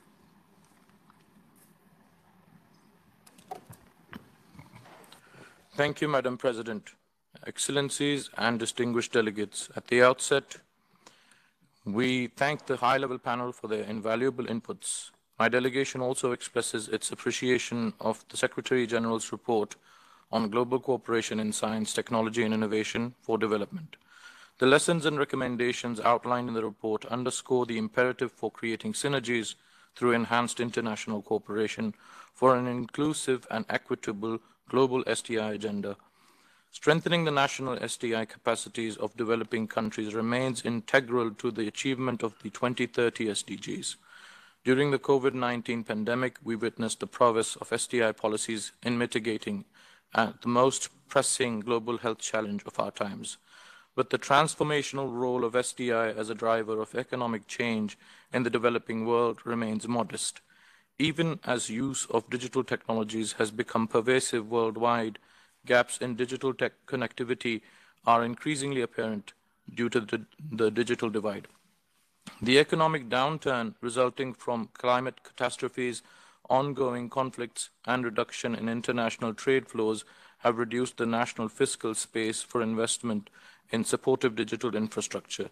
This is further compounded by rising debt burdens and eroding developmental gains.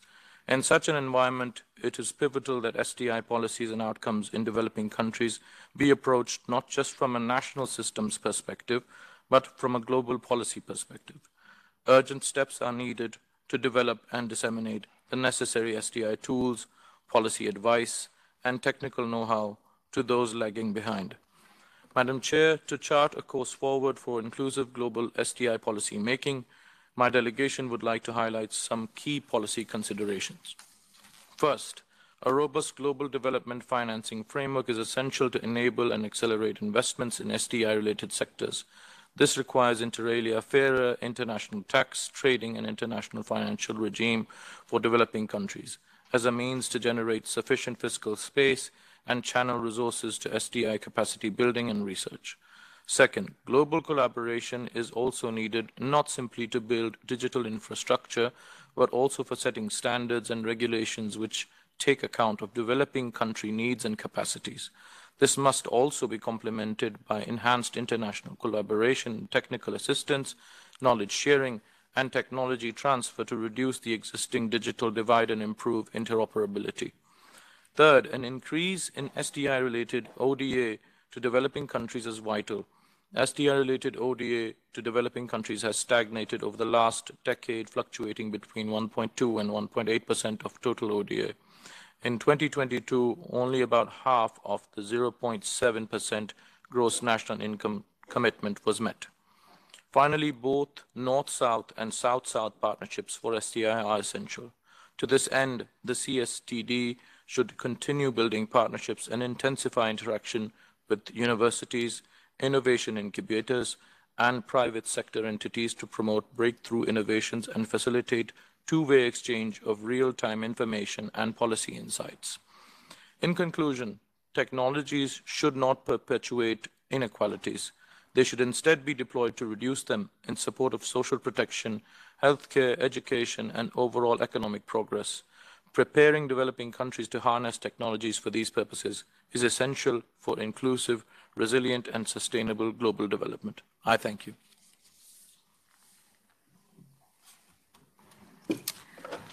Thank you very much, Pakistan. So now we have United States, followed by Austria. United States, please.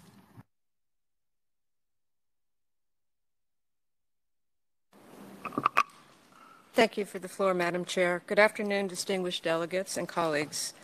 Our collective acknowledgement that science, technology, and innovation cooperation is essential for development provides us a tremendous opportunity to use this forum for strategic planning, sharing lessons learned and best practices, and providing foresight about critical trends. In recent years, the compounding effects of multiple crises, the COVID-19 pandemic, climate change, and conflict and migration, have begun to erode STI gains, including the first global decline in life expectancies since the 1950s. The development and adoption of advanced technologies, including smart automation and artificial intelligence, has the potential not only to raise productivity and GDP growth, but also to improve well-being more broadly, including healthier lives, longevity, and more leisure. Achieving these benefits while reducing disruption and potentially destabilizing effects on society will require an emphasis on innovation-led growth and careful management of the workforce and other transitions related to technology adoption. The United States is driven by a desire to establish international frameworks that will foster STI, resulting in economic development, while also mitigating potential threats to national security and the exercise of human rights. The U.S. is committed to STI cooperation through multilateral fora, such as APEC, the G20, the OECD Global Forum on Technology, and of course the United Nations. For example, the UN General Assembly, led by the United States, recently adopted a significant resolution promoting safe, secure, and trustworthy artificial intelligence systems for sustainable development. The United States emphasizes that successful implementation demands a focus on fostering robust networks, uniting countries, companies, and universities bound by shared values and dedication to realizing the 2030 Agenda and beyond. By leveraging science, technology, engineering, and medicine, we aim to develop and implement solutions for advancing the SDGs to the benefit of all individuals. This entails fortifying open and interoperable systems while championing freedom of thought and expression, which are fundamental to STI and democracy. The Biden-Harris administration has renewed and deepened multilateral S&T alliances and partnerships that focus on elevated priorities of interconnected and inclusive STI, promoting economic growth and development by supporting scientific, technical, and regulatory cooperation among member economies. They seek to advance democratic perspectives on international STI issues, increase diversity and the participation of women in STEM, promote STI security and integrity, and advance critical and emerging technologies while recognizing the need for greater coordination across public and private sectors. This week, as we reflect on our progress, accelerating the attainment of the SDGs requires capacity building, cooperation, and support to strengthen effective, accountable, and transparent decision-making in institutions at all levels to mainstream sustainable development into policymaking. Together, we can shape the global evolution of STI in a manner consistent with our shared values to accelerate the progress on the SDGs. Like the SDGs themselves, they should integrate and mutually reinforce the social, economic, and environmental and governance goals across the agenda. Thank you for the floor, Madam Chair. Thank you very much, US. So now I'll give the floor to Austria, followed by Brazil. Austria, please. Thank you, Madam Chair. Allow me some brief comments. First of all, we thank the CSDD Secretariat for their insightful report on global cooperation in STI. The 2030 Agenda is and remains our compass for international cooperation. But we are off track. And while there are many reasons for this, the triple planetary crisis is a major driving force. We have robust evidence that climate change at the current trajectory would preclude the achievement of the SDGs. Emerging digital technologies contribute to providing the data and science to underpin and accelerate global climate action. We believe that the CSDD has great potential in this regard, as a platform for strengthening international cooperation and building consensus on emerging questions. Austria has been a member of the CSDD since its beginnings, and we will continue to support its role in favor of global STI cooperation for development. We believe that science, technology, and innovation are essential for the achievement of the 2030 Agenda. Our national 2030 implementation process strongly relies on the cooperation with our university and research institutions. In 2022, 16 Austrian universities submitted a report to the Austrian government comprising 153 options on how to implement the SDGs. This alliance of universities has actively participated in preparing our second voluntary national report, which will be presented in New York in July, and focuses on climate action, social coherence, and solidarity and skills. We look forward to it. Thank you.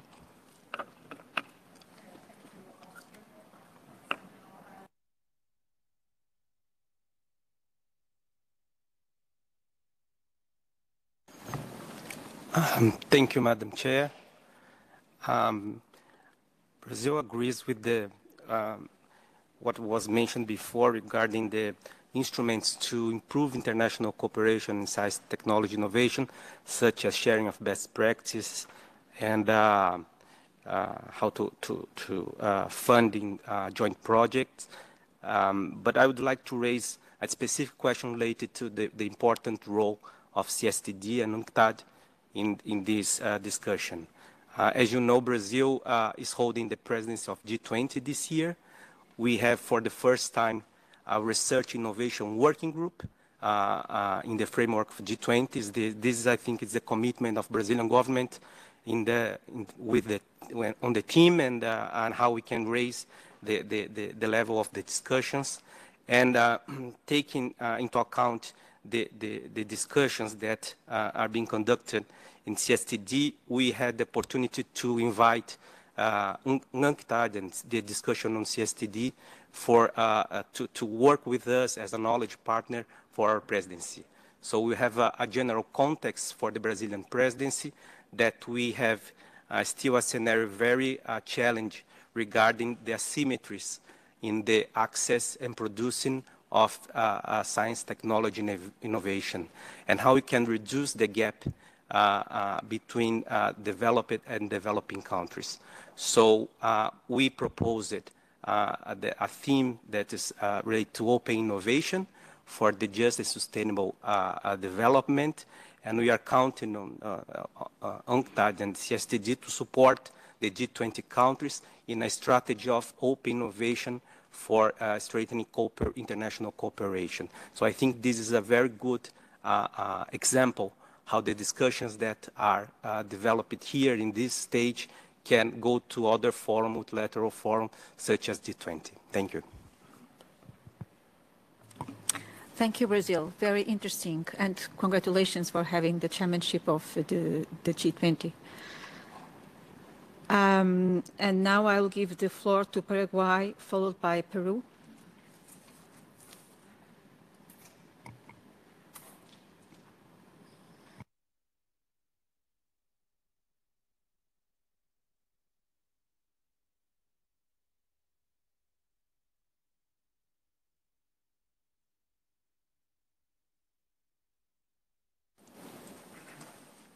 Right. Yeah.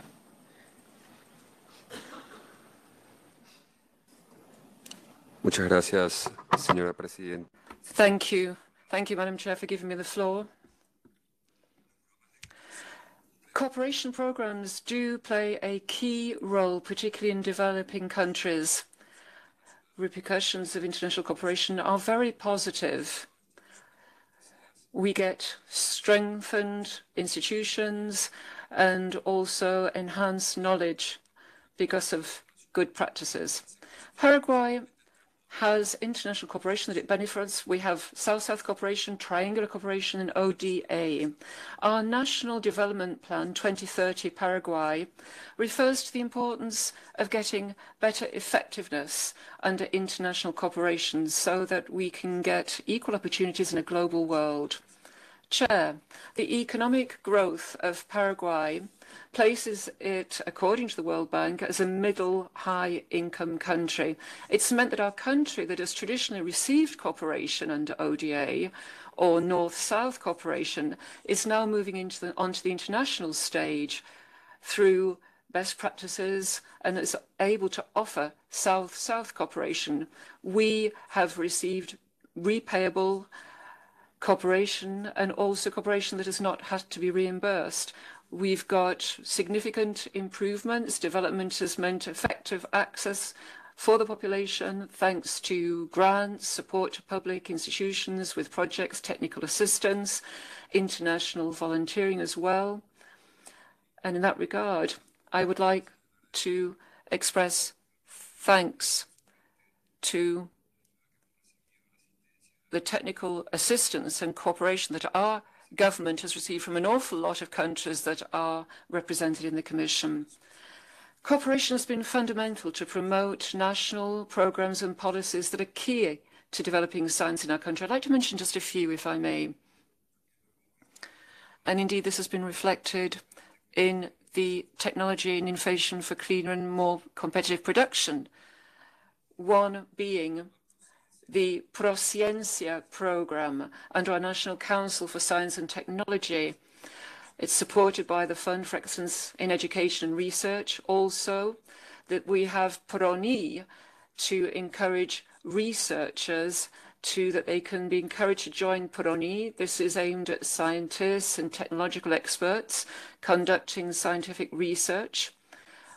In terms of innovation, we have CONACYT. We have the innovation program for Paraguayan companies, which is very important for the agro industry, molecular biology, companies that are making material for construction using recycled materials. However, in terms of science, technology, and innovation, along with other countries that are developing states, Paraguay still has a lot ahead of it. Our country faces major challenges in developing STIs, which can be identified in our national science and technology innovation policy. We aim to consolidate sustainable governance in our national science, technology, innovation system, developing national capacities to generate science and technology knowledge, guiding knowledge and capacities that are generated under R&D, dealing with economic, social, environmental challenges. We also want to beef up the role of the National Science and Technology Council as the guiding body within our overall national STI system, improving coordination between all actors within the system, as well as guiding investment in the STI. The goal is to beef up international cooperation with bilateral multilateral partners to mainstream good practices in STI system management, generating technological development, to ensure that public and private universities and all organizations targeting and dealing with development of science can have first world level scientific teams. Although we are medium high income, we still need access to resources. We have a lack of resources to develop big projects. An awful lot of the cooperation is actually not economic, but is cooperation via good practice transfer, transfer of knowledge. This is another challenge that we have. We need to establish reciprocal cooperation in the area of STIs. Dear colleagues, the Science and Technology Commission, I think, really could turn into a sort of source, bringing together a range of topics, supporting technological exchange between all countries, including development, identifying shared projects, promoting fora for international dialogue, bringing a range of bodies that are responsible for cooperation in these countries, making it suited to the needs of countries. We also believe this commission is an ideal forum to identify and support the needs facing these developing countries, including running to the benefit of citizens as a whole. With an eye on the clock, I just wanted to say that we recognize the usefulness of the multinational approach to assess technologies, and we very much welcome the launch of the reports from Zambia and Seychelles. It's a clear example of multilateral cooperation with the support of development partners. And we would very much like this pilot project to not only continue, but to be rolled out to other regions of the world. In that case, if that were to be the case, we would be deeply interested in being able to benefit from such a form of cooperation as is offered by UNCTAD. Many thanks. Muchas gracias, Paraguay. Now I'll give the floor to Peru, followed by Saudi Arabia. Peru, you have the floor. En primer lugar, quisiera. Thank you. I wanted to share with other colleagues within our commission the fact that we very much welcome the type of discussions we've had today and over the next few days on the topic of science, technology, and innovation. Our country, I think, has shown its active commitment to STI. We have implemented and set up our National Commission on STI, COSITEC. This is an institution which is specialized in this in Peru. Given the fact that we are lagging behind a little bit in implementing the SDGs, we also need to fill the digital gap. We have limited resources. International cooperation, particularly in the area of STI, is of key importance. I'd like to share a couple of examples of what has been done in the area of STI and projects under COSITEC, including Peru's participation in the working group on the Science and Technology Association under the APEC Forum. Our country is leading that at the moment, the APEC, the Horizonte Europa, a framework program, the National Committee also for cooperation to UNESCO as well, amongst other activities. And here I'd like to refer to something that happened very recently in March this year. And we were able to take part in that. For the very first time, we approved a draft framework convention on artificial intelligence, human rights, democracy, and the rule of law. This was approved by 28 members of the Council of Europe. Of course, we're not part or members of the Council of Europe, but we were specially invited along for that. This draft agreement on artificial intelligence states clearly certain obligations, principles to ensure that human rights norms, rule of law rules are also applicable, bearing in mind the challenges thrown up by AI. It also addresses the risks that you could have brought by AI, both on the part of public and private activities. In addition, there is flexibility for members to comply with obligations agreed upon in line with their national and international legal obligations, provides new opportunities for cooperation with states. And finally, it is a very important step for multilateral governance of AI based on values, rights, and rules that need to be developed further, and I also think merit a more specific instrument. On the discussions in our session, we believe the Commission on Science and Technology for Development is in a position to take a range of actions to strengthen global cooperation in this area for everyone's benefit, promoting alliances between governments, the world of academia, civil society, and the private sector, building on the experience of all these actors, facilitating exchange of knowledge, supporting countries, particularly those with limited capacity in STI, so that they can make the most of innovation for their development. And this is something which I think will help the most vulnerable in our society, women, as well as helping micro companies. We very much like to thank the Secretariat, the Chair, for promoting this exchange, this dialogue, which I think can run to the benefit of us all. Thank you very much for your attention. Muchas gracias, Peru. Thank you, Peru. I will give the floor to Saudi Arabia. That will be followed by the Gender Advisory Boards of the CSTD. Saudi Arabia, please.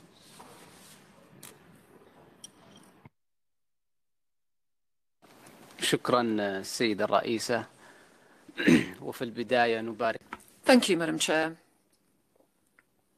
I would like to start by congratulating you on your accession to the chairmanship of this commission, and I'm pretty sure that you will be able to steer us in the right direction during our debate. I'd also like to thank the panelists. I'd very much like to thank the panelists this morning as well as this afternoon's panel. We've been talking also about good practice in the area of STI. It's pretty clear that the STI system needs to be a flexible one. It also needs to be quick as well as flexible, and needs to keep up with the rapid changes that we're seeing in this digital age. We also need to fill this digital gap that exists in order to foment prosperity in countries and ensure that they're able to keep up with these digital changes. As science and technology are so important to attain the SDGs and other medium and long-term goals. And you'll see that in the 2030 vision in Saudi Arabia. As part of this vision in Saudi Arabia, we have the NEOM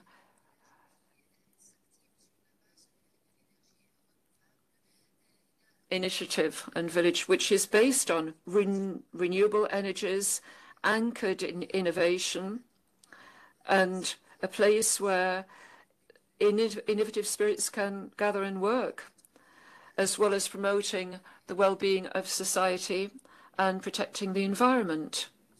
In addition to that, we believe that international cooperation is vital for innovation as well as scientific research. In January last, Saudi Arabia, under our AI Ethics Center, launched generative AI. This is a cooperative initiative, a digital cooperative initiative, and we support the recommendations that were made this morning, namely, there needs to be digital cooperation. We need to use the data for development and take part in the Commission's work this week on that. Thank you. Thank you very much. So now I'll give the floor to Sophia Ewer, member of the Gender Advisory Board of the CSTD, followed by ITU. Please, Sophia. Madam Chair. I'd like to comment on the issues paper that was developed on global cooperation, specifically on the 4 key elements for science, technology, and innovation development for areas of global collaboration. I think this is a really excellent paper and covers many of the issues, but I do find that there are some gaps in terms of how countries and the international community can support the increased contributions and participation of women in global collaboration in science, technology, and innovation. The issues paper highlights the need for promoting women's capacity and expertise and developing human and knowledge resources around capacity development. And I applaud that, and I think UNCTAD itself has been implementing some positive activities that will go a long way to increase the ability of women scientists to engage in high-level science and technology. For example, harnessing geospatial technology for the SDGs with a mission just completed recently, as well as in order to build their capacities in using geospatial tech, as well as training for female researchers and entrepreneurs on the biocircular green economic model, a new model for inclusive and sustainable growth that connects innovation with the SDGs. And so it's really great to see that women are increasingly able to play an active role in these new approaches for STI for development.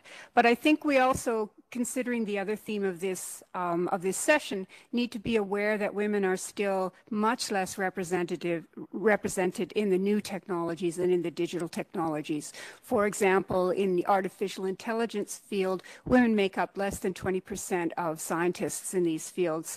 They're also not well represented in health technologies, although they're, of course, very highly represented in the health field. So these are 2 capacity development issues I think that should be highlighted.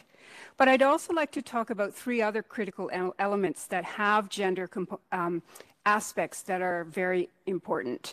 One of them is in terms of research and funding, so the research and development side, where we know globally that the trend has continued that men are awarded more grants for research than women, and they are awarded larger grants. The Elsevier company did a review of women and men in research, in scientific research, and found that the global average ratio of women to men grantees of research funding is 25 to 45 women, depending on your country range, per 100 men.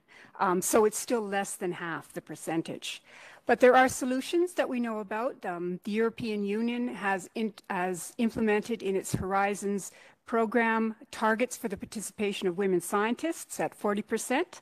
And IDRC in Canada, for example, also requires proposals provide information on how women researchers and investigators will participate in the proposed research, as well as the gender implications of the research itself. I think consideration should also be given to targeted funding for women, such as the Organization for Women in Science in the Developing World at the World Academy of Sciences, which provides research and higher education grants for women in the LDCs. This is still really important work. The two other areas are international research and collaboration and technology planning. We know that women still tend not to travel for their research or for conferences and workshops, partly because of access to funding, also partly because of their family obligations.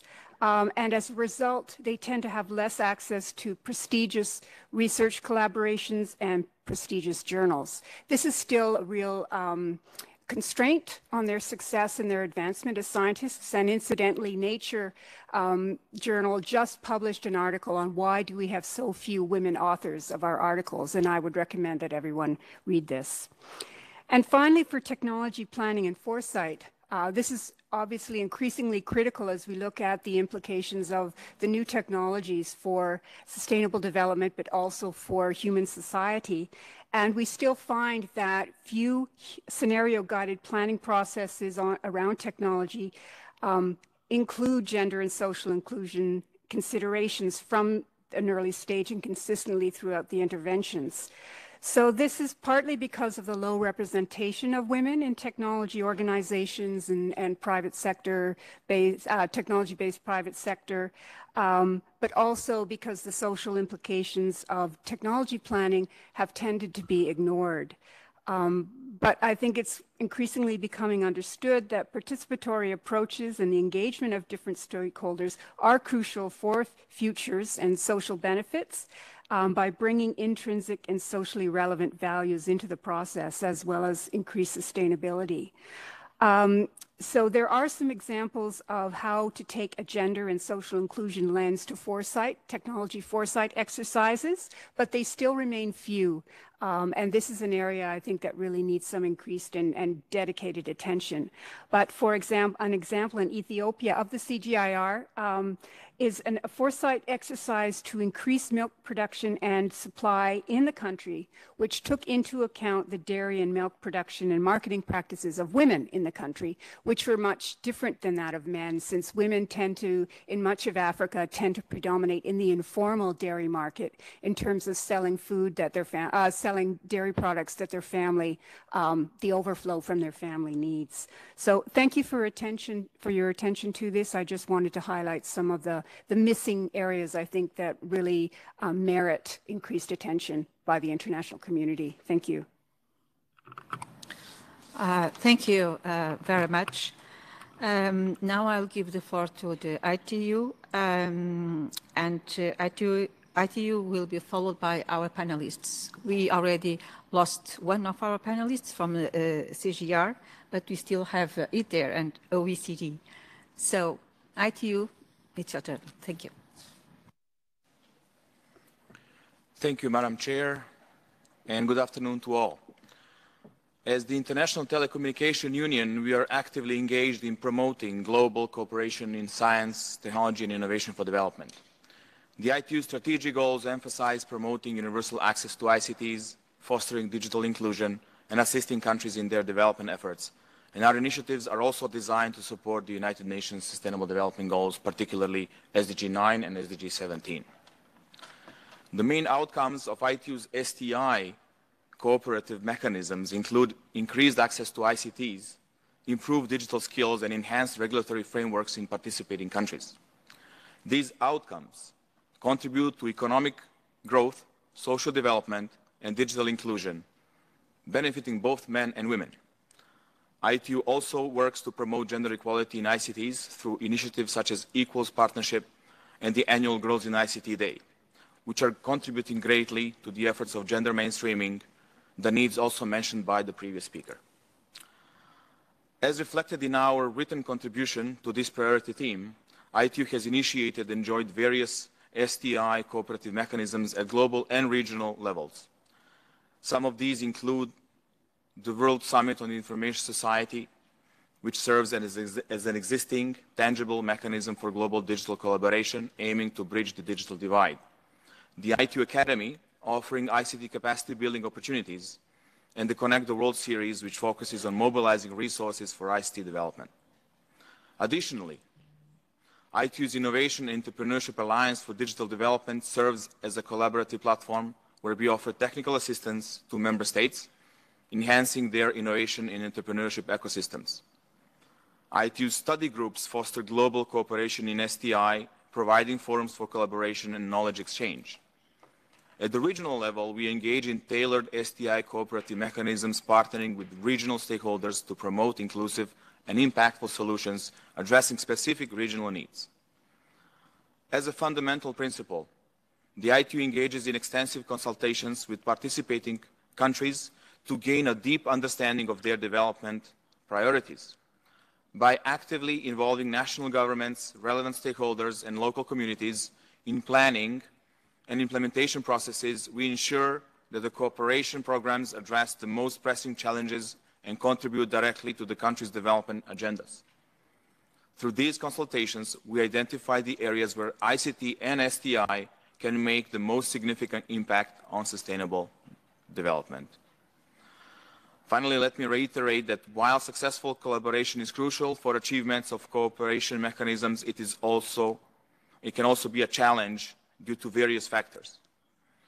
Recognizing and addressing these factors, such as establishing a shared vision, effective communication, commitment, resource mobilization, flexibility, and inclusivity, are essential to overcoming challenges and ensuring the success of these initiatives.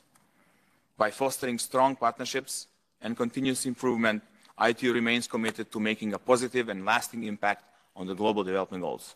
Thank you, Madam Chair. Thank you, ITU. So now let me turn back to our panelists for final remarks to respond to questions, comments made during this session. So I would start with Peter.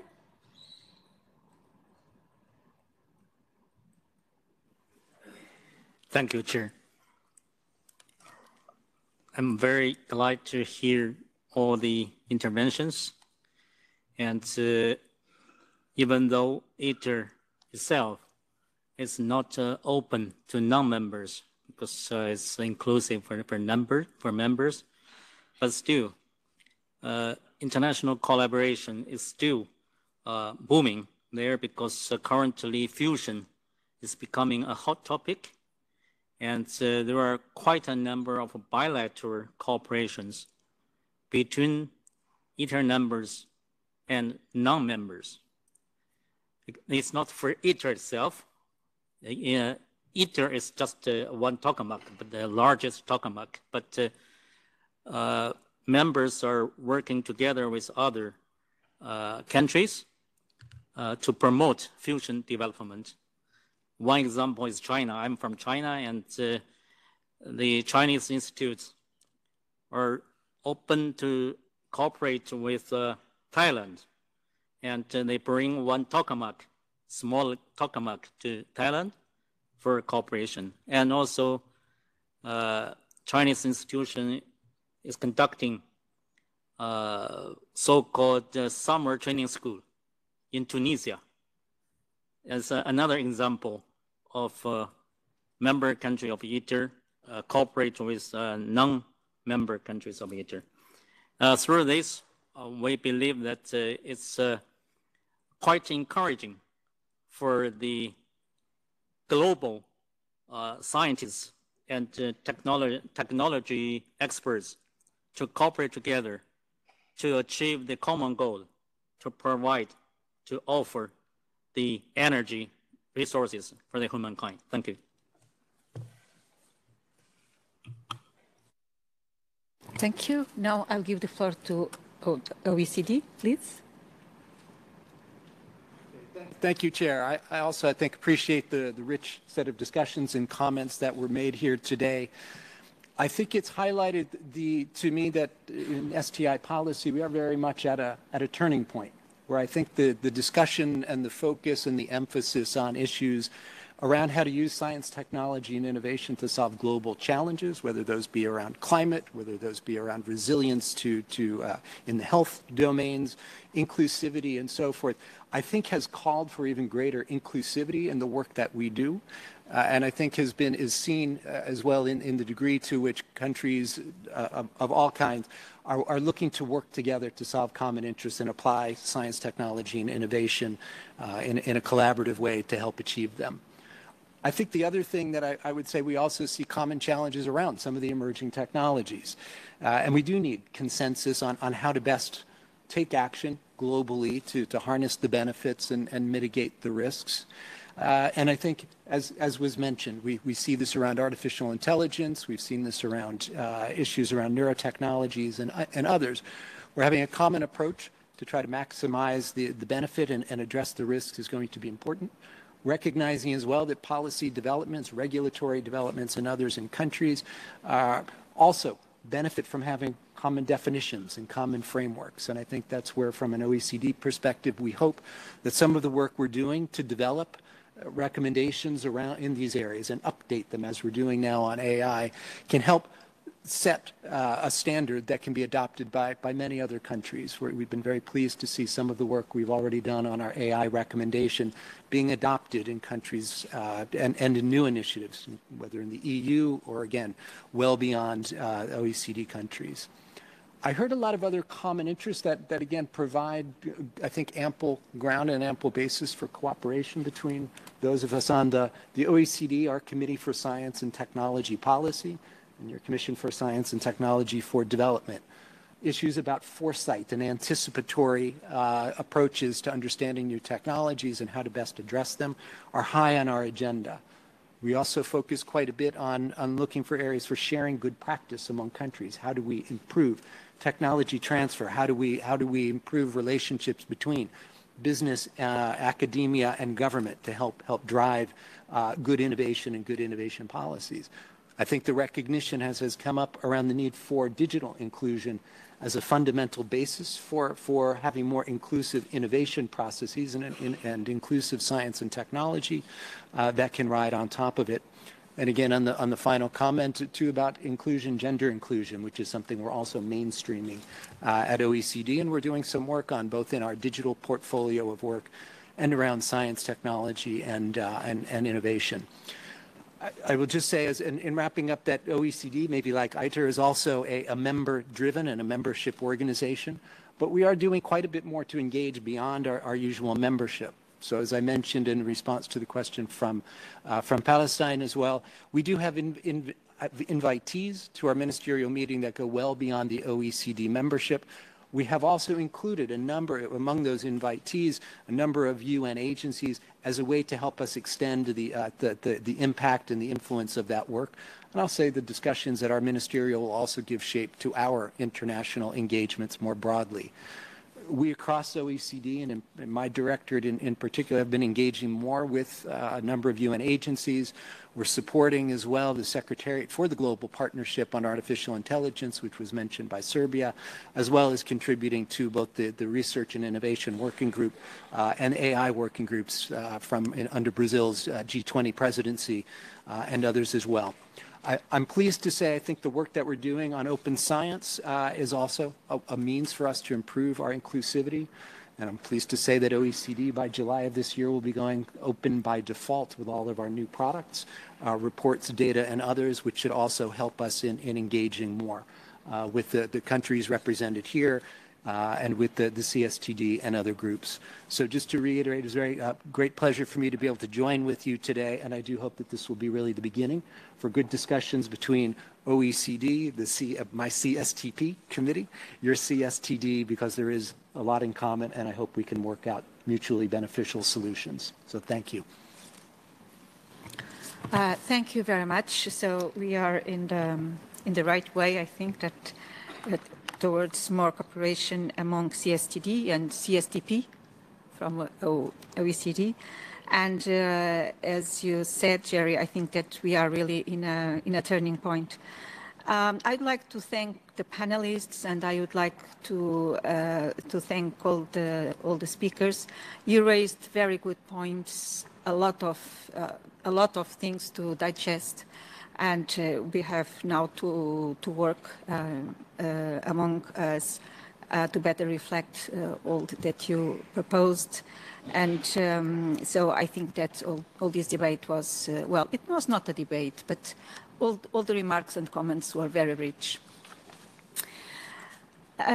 So thank you very much, dear panelists. And now we move on to our final session today, that it comes from our morning. So as I mentioned this morning, we'll now resume the ministerial roundtable on the role of science, technology, and innovation in reinforcing the 2030 agenda. We had a few important interventions left on the list of speakers, and so I have the pleasure to invite Her Excellency, Mrs. Leah Buendia, Under Secretary for Research and Development of the Department of Science and Technology of the Republic of Philippines, followed by Gambia. Thank you very much, Madam Chair. Excellencies, the report of the Secretary General on the progress towards the Sustainable Development Goals states that by 2023, only 12% of the SDG targets are on track. More than half are moderately or severely off track, and some 30% have either seen no movement or regressed. The pandemic may have adversely impacted the progress that have been made, and is now the time for us to double our efforts. With the rapidly changing societies and with the various crises the world is facing, time and time again, it has been proven that science, technology, and innovation is a critical driver for sustainable development. The Commission on Science and Technology for Development remains an important platform to discuss the most pressing issues and how STI can provide solutions to address them. It is also the avenue to further deliberate on how STI could aid in further advancing the SDGs. The CSTD can continuously conduct studies and encourage collaborations among member states to come up with joint initiatives that would contribute to the SDGs. In line with this, the Philippines is pleased to share that through the membership of our membership in STD, we were able to co-organize with the US an UNTAD workshop on harnessing STI for disaster risk reduction in Metro Manila, Philippines. And this has discussed the challenges in DRR that emerge. The global challenges we face are intertwined. Poverty alone is multidimensional and can affect various facets in human lives. One of the ways STI could help in eradicating poverty is through providing livelihood opportunities and technological assistance. The Philippines, through the Department of Science and Technology's Community Empowerment through Science and Technology, empowers the poorest and among the oppressed communities in the country through STI interventions in health and nutrition, water and sanitation, primary education and literacy, livelihood or economic enterprise development, disaster risk reduction, and climate change adaptation. The Philippine President has also shown his commitment in SDG 1 and 2 in that in 2023, he has announced that the administration's ultimate goal is poverty alleviation to ensure that the Filipinos enjoy a good, healthy, and productive life. The Philippines has created an interagency task force on zero hunger. More than having abundant food supply, our people should also receive adequate nutrition to survive. Science may come into play here through food technologies. The Philippines has been implementing a malnutrition reduction program for the youth that involves direct feeding of complementary food packages. And through our enhanced Nutriban, this is enriched with micronutrients like iron and vitamin A. And more private companies are adopting this food technology, which is an affordable and easily accessible nutrition food options. Excellencies, we have learned from the lessons of the past and replicate the successes that we have witnessed or practiced. First is that we need to assess if our infrastructure, policies, and technological innovations are inclusive and sustainable.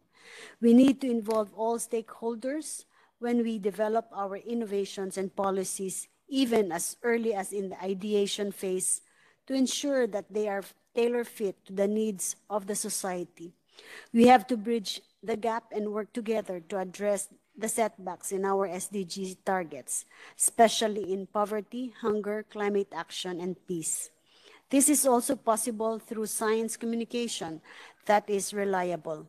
Both the policymakers and experts need to help the general public and all other sectors understand the power of science to encourage support. We need to build trust, and we can only do that if we have fair and just mechanisms. Let us continue helping each other, especially the developing countries and the vulnerable sectors. Again, good afternoon, and thank you very much. Thank you very much. And now I'll give the floor to Mr. Mukhtar Darboy, Deputy Permanent Secretary, Ministry of Higher Education, Research, Science and Technology of Gambia. Please, sir. Thank you very much, Chair. Excellencies, distinguished delegates, ladies and gentlemen,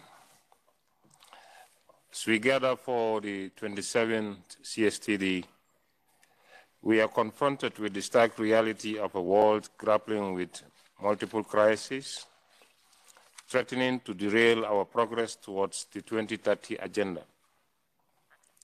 The theme for this forum, reinforcing the 20 agenda for eradicating poverty in times of multiple crises, the effective delivery of sustainable, resilient, and innovative solutions, underscores the urgency of our task. In this context, the role of science, technology, and innovation becomes paramount. STI has the potential to deliver sustainable, resilient, and innovative solutions for the achievement of the 2030 agenda, particularly Goals 1, 2, 13, 16, and 17. However, for many, especially the poor, the promise of STI remains unfulfilled. It is imperative that we bridge this gap and harness the full potential of STI for sustainable development.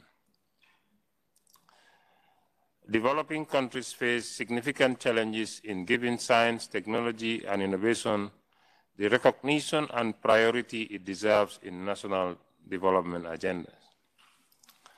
Unlike countries in the East Asia that have demonstrated the transformative potential of STI, many developing countries still treat science, technology, and innovation as peripherals rather than a central component of their development strategies. This is often due to a dichotomy in government policy making, where ministries of finance and economic affairs champion national development planning, while the ministries responsible for STI are relegated to the status of a sub-socio-economic sector, often linked to higher education and human capital development.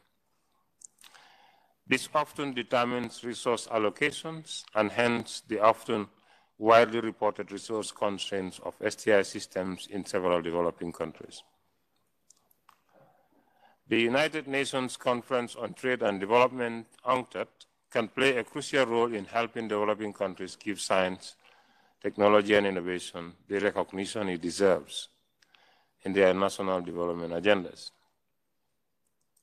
This can be achieved through advocacy and awareness campaigns to highlight the transformative potential of STI, including capacity building initiatives to strengthen STI governance and policy-making capabilities, and policy support to mainstream STI into national development plans. Additionally, UNCTAD can facilitate partnerships and innovation ecosystem development to enhance access to technology, expertise, and financial resources.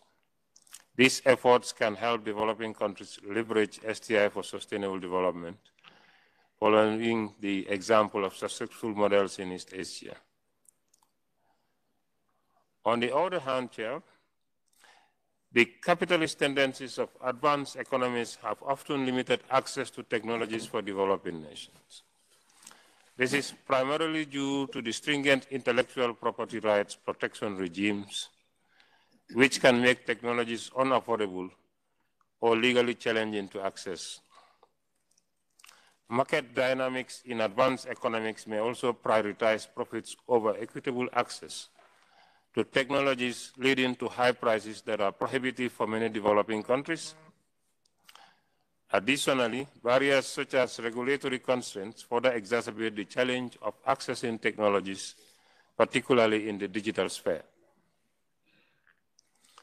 UNCTAD can address these barriers by promoting technology transfer agreements that ensure equitable access to technologies at affordable prices. They can also support capacity building in developing countries to enhance their technological capabilities and advocate for the reform of intellectual property rights regimes to make them more equitable. Furthermore, UNCTAD can work towards bridging the digital divide by supporting initiatives that increase access to digital technologies and infrastructure. By facilitating partnership between advanced and developing countries and advocating for inclusive policies, UNCTAD can contribute to addressing global challenges and promote inclusive, sustainable development. It is imperative, therefore, to strengthen UNCTAD's current resolve to facilitate knowledge sharing and capacity building initiatives, helping countries avoid pitfalls and accelerate progress towards the SDGs. In doing so, UNCTAD can strengthen global STI cooperation by fostering partnerships and collaborations, catalyzing innovation, and accelerating the development of sustainable solutions. UNCTAD and its partners must also advocate for policies that incentivize investment in STI, creating an enabling environment for STI-led development. In conclusion, the challenges we face are immense, but so too are the opportunities. By harnessing the power of STI and working together in solidarity, we can overcome these challenges and achieve the 2030 agenda. So let us seize this moment and reflect on building a sustainable, resilient, and innovative future for all. I thank you for your kind attention. Thank you very much, Gambia. And now the floor is open for our final general discussion for today. I have China, Turkey, Uzbekistan, and Iran on my list. So I would like to give the floor to China, and I would like to ask you to be short or to speak up to 3 minutes. So China, followed by Turkey.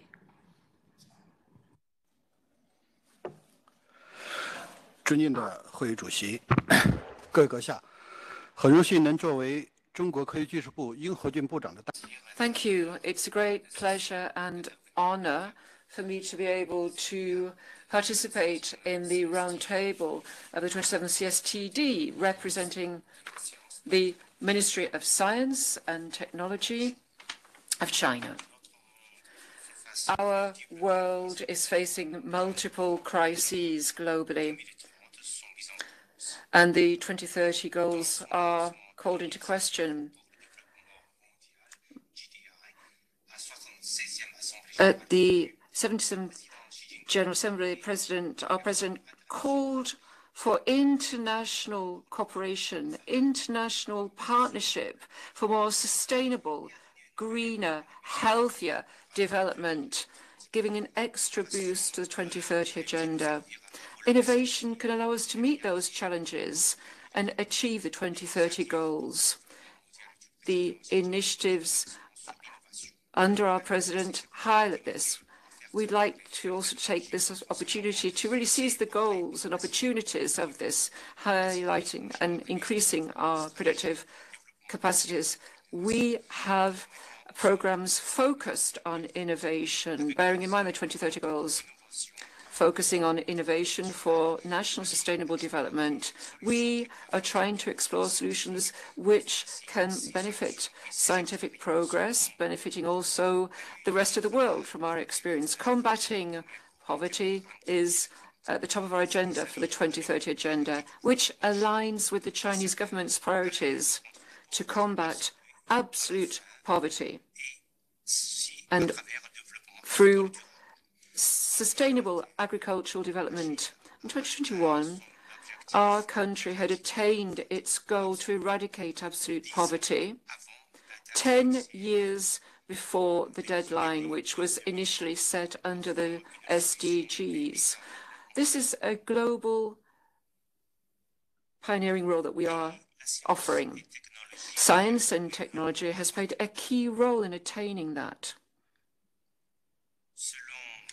According to statistics, our country has set up 77,000 twinnings.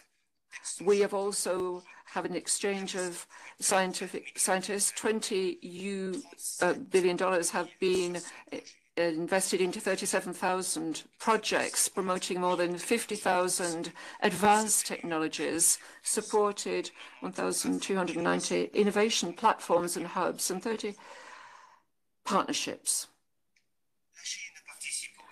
China is also actively participating in combating global poverty as well as international cooperation in the agricultural world, with South-South cooperation as part of the BRI initiative. The Ministry of Science and Technology has implemented a technology transfer via our partnership in order to reduce poverty, and in particular using science and technology, sending out technological experts in order to increase productivity and therefore contributing to reducing global poverty, enhancing food security as well.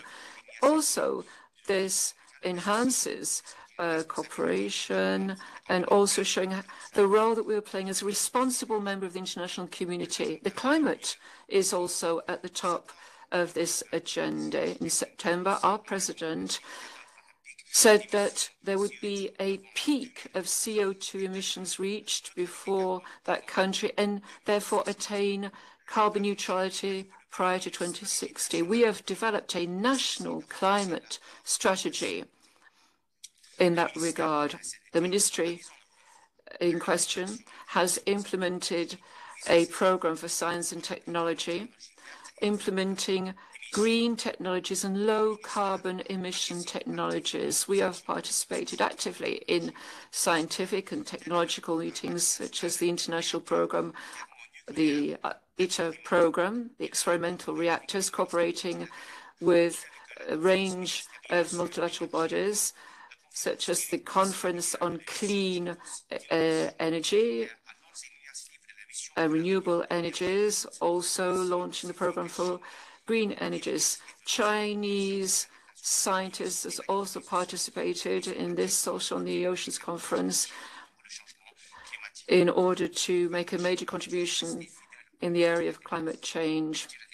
We are loyal to multilateralism, and this was in working together to overcome these challenges attached to sustainable development. We have a scientific research fund that has been established, allowing people to participate in international scientific projects, and BRI as well, with South-South cooperation at its heart.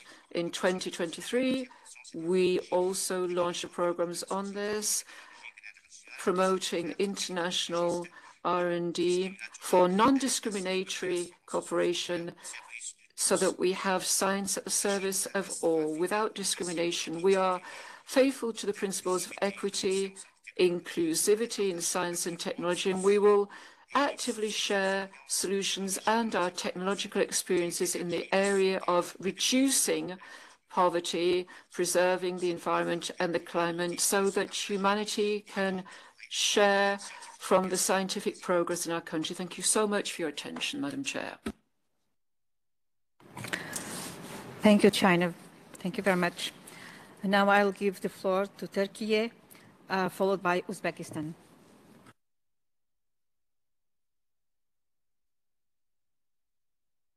Honorable Ministers, Excellencies, distinguished delegates, allow me to extend warm greetings on behalf of His Excellency Mehmet Fatih Kacar, Minister of Industry and Technology of the Republic of Turkey. I am truly honored to address this esteemed gathering convened by the United Nations Commission on Science, Technology for Development, 27th Annual Session. I wish to express our appreciation to the UNCTAD Secretariat for their meticulous arrangements and this wonderful atmosphere.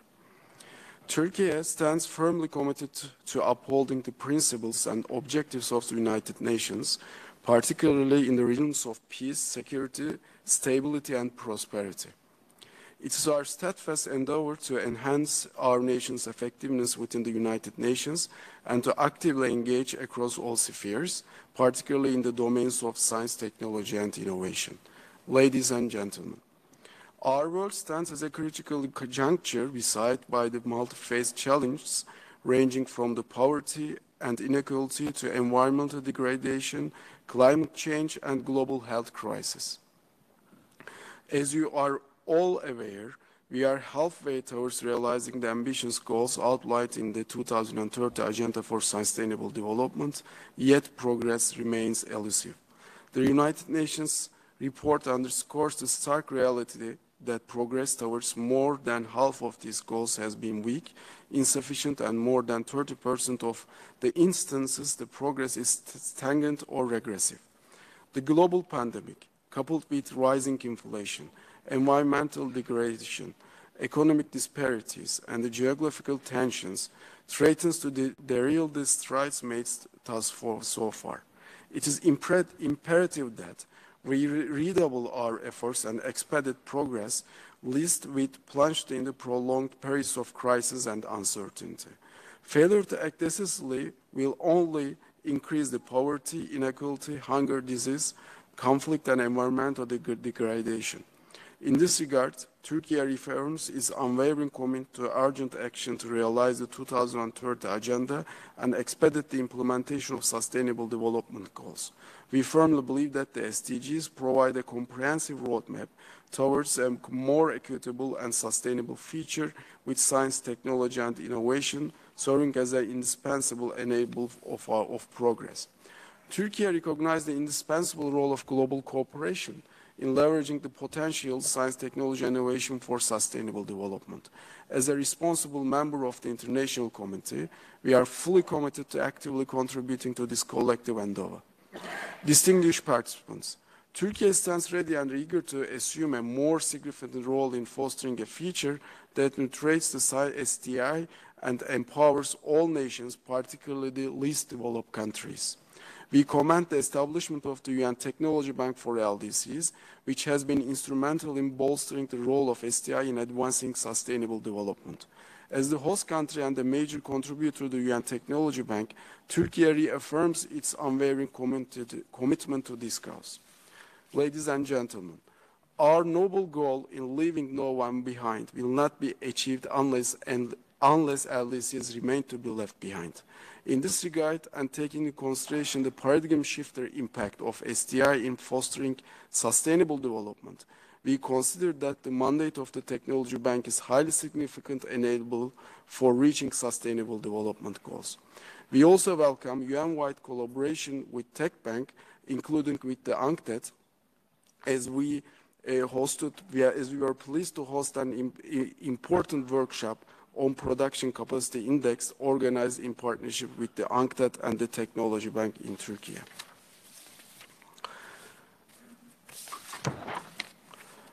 To this end, we are currently supporting the Technology Makers Lab project of the Technology Bank aimed at empowering youth and through technology. Having successfully implemented this project in our own country, reaching 15,000 students, 3,000 instructors, and 1,000 workshops. We aspire to extend this reach to the 9 of the other LDCs. We also welcome the important initiatives of the Technology Bank, like the Technology Need Assessment conducted for the LDCs. Madam Chair, we commend the efforts of His Excellency Secretary General Antonio Guterres and the Ms. Rebecca Greenspan of SG of the UNCTAD in advancing the digital acceleration agenda to drive progress on sustainable development goals. Turkey extends its full support to the Global Digital Compact, which seeks to establish common principles for an open, free, and secure digital future, underpinned by the transparency and inclusiveness.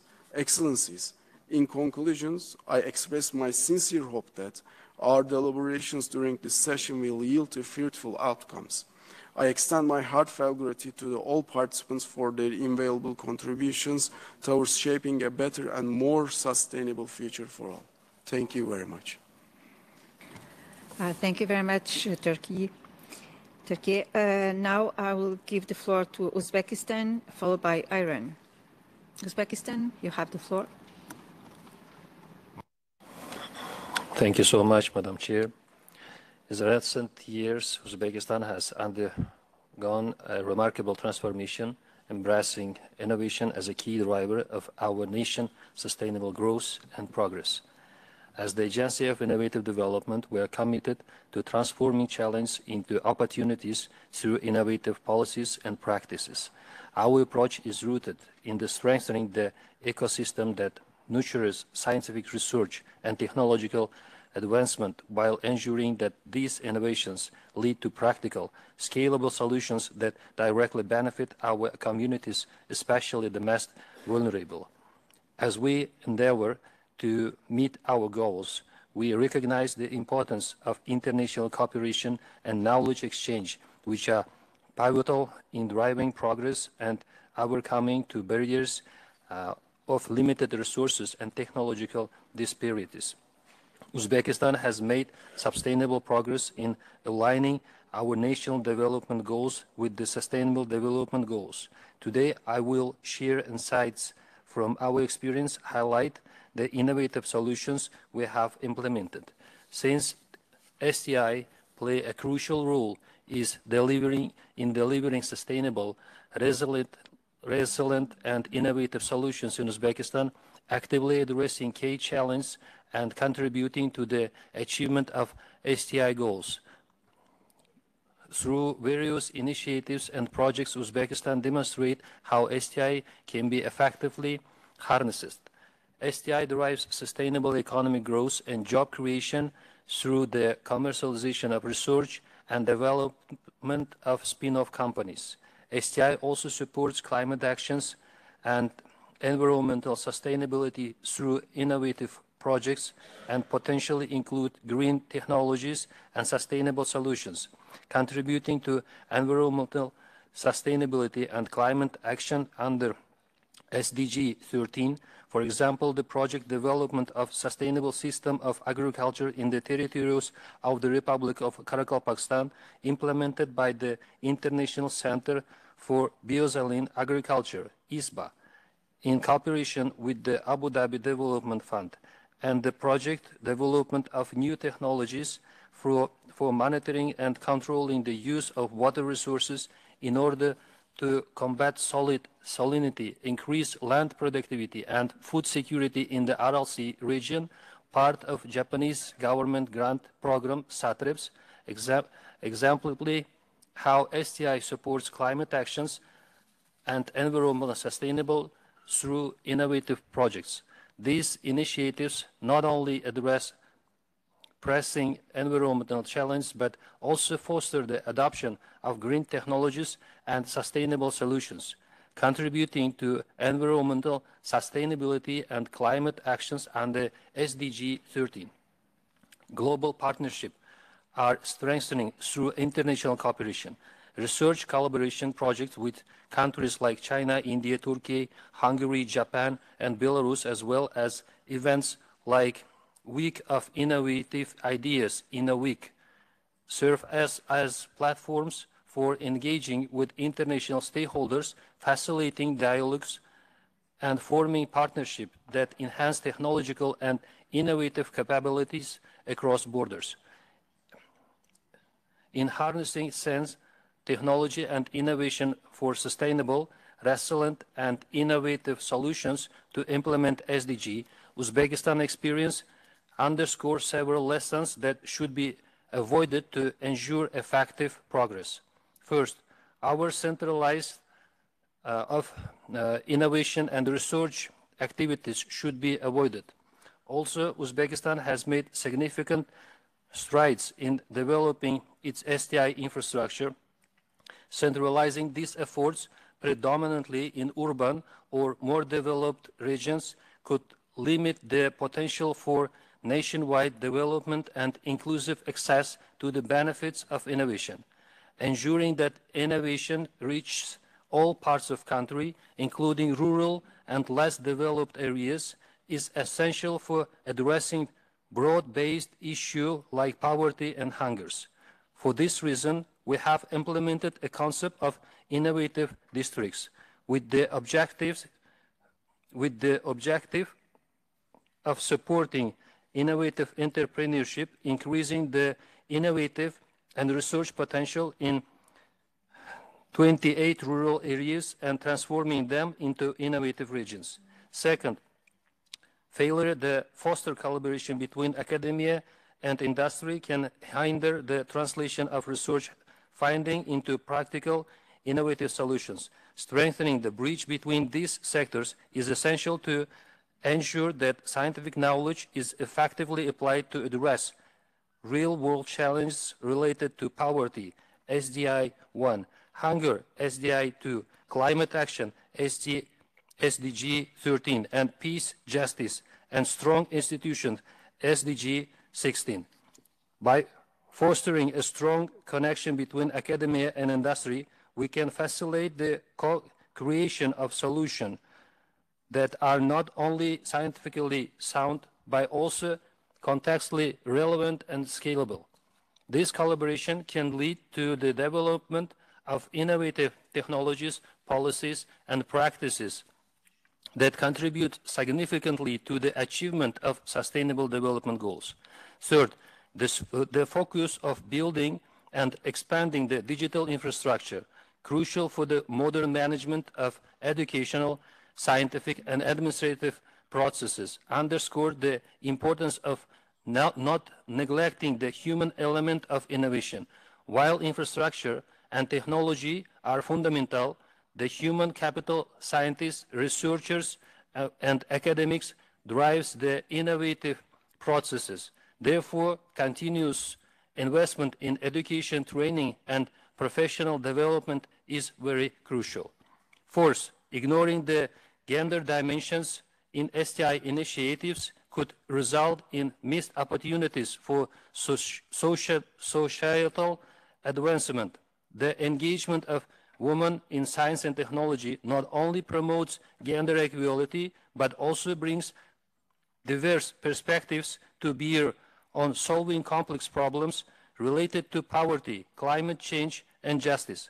The increase in the number of women in R&D and improvements in their representations in doctoral programs in Uzbekistan reflect positive steps towards inclusivity, but also highlight the ongoing need to foster a diverse and skilled workforce capable of driving innovation forward.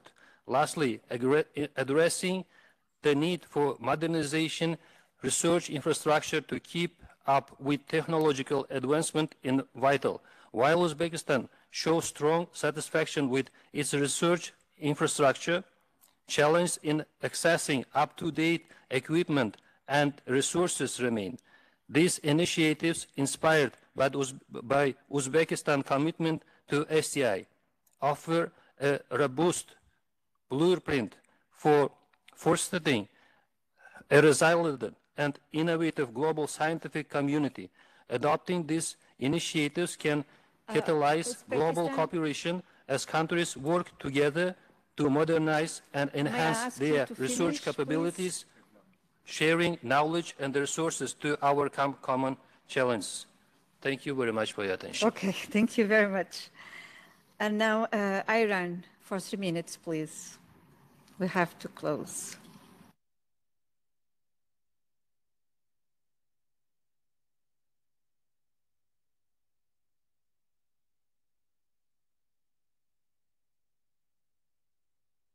Thank you, Madam Chair. Thank you, Madam Chair. I deliver a statement on behalf of His Excellency Mehdi Eliassi, Secretary General of the Knowledge-Based Technologies and Products Council of the Vice Presidency for Science and Technology of the Islamic Republic of Iran. Madam Chair, distinguished member of the Commission, dear colleagues, ladies and gentlemen, technology advancements hold immense potential to alleviate poverty and mitigate the effects of climate change. It is imperative that we urgently explore and adopt these solutions effectively. Today, I'm honored to highlight the Islamic Republic of Iran's experiences in this regard. Firstly, our commitment to water security is evident through initiatives such as deep well drilling and investments in water desalination technologies, particularly in the water-stressed regions of the eastern Iran. Access to clean and reliable water sources is indispensable for agriculture, food production, immigration control, and income generation in marginalized regions. By employing such innovative solutions, we empower communities to thrive even in the harshest environments. Secondly, our commitment to inclusive growth knows no bounds. Iran has prioritized inclusive growth through the establishment of science and technology parks, innovation centers, and accelerators, especially in rural and remote areas. These centers provide crucial support for region-specific technological development, nurturing local talent, and fostering collaboration. By unlocking the potential of individuals and unprivileged communities, we drive sustainable development and poverty eradication. Thirdly, in the heartland of the rural Iran, we have unleashed the power of partnership through initiatives such as Abad Iran, meaning prosperous Iran. The initiative aims at propelling the nation forward and fostering prosperity by addressing the challenges in underserved rural areas, creating sustainable employment opportunities, and enhancing the value chain of indigenous capacities in less developed regions. It also showcases the power of collaboration between knowledge-based firms and local communities in construction and infrastructural projects in rural areas. By harnessing the capabilities of knowledge-based enterprises, creative innovators, and other actors in the innovation and technology ecosystem. These initiatives not only promote sustainability, but also generates quality jobs, breaking the cycle of the poverty in these regions. Lastly, we emphasize the mechanization of agriculture and support for indigenous small businesses in villages as essential components of our poverty alleviation strategies. By utilizing machinery and technologies developed by knowledge-based firms, we enhance productivity, create jobs, and improve rural livelihoods, empowering communities to achieve sustainable prosperity. Madam Chair, at this stage, I must underscore the detrimental impact of unilateral coercive measures on the utilization of science, technology, and innovation for sustainable development. These measures impede nation access to essential STI resources and technologies critical for advancing towards SDGs number 1, 2, 13, and 16. By stifling innovation and exacerbating inequalities, these coercive actions hinder efforts to alleviate poverty, eradicate hunger, combat climate change, and promote peace and justice. Iran emphasizes the urgent need for international cooperation to mitigate the adverse effects of these measures, ensuring equitable access to STI resources and fostering an environment conducive to innovation and resilience on a global scale. Madam Chair, in conclusion, I would like to highlight the need for the expansion of South-South cooperation as a complement rather than a substitute to North-South cooperation, especially in light of the severe challenges faced by the world. Enhancing cooperation between developed and developing countries is of high importance. We believe that global problems require global solutions. And thus, cooperation between the North and the South is more critical than ever. In this regard, I propose consideration for an international conference on science and technology and innovation, focusing on technology transfer, seeking ways and means to support cooperation in which Iran is ready to play an active and meaningful role. I thank you. Thank you very much. And so this concludes our afternoon session.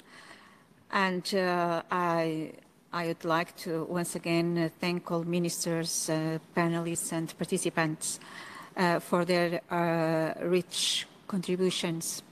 And apologies for having split the session into two parts, but the time is what it is. The CSTD session will resume tomorrow at 10 a.m. We'll take up the priority theme on high-level panel on data for development. Prior to that, and as indicated in the program, there will be a breakfast side event entitled Shaping the Future of AI. It will take place in room 22 from 9 to 10 a.m. The meeting is adjourned.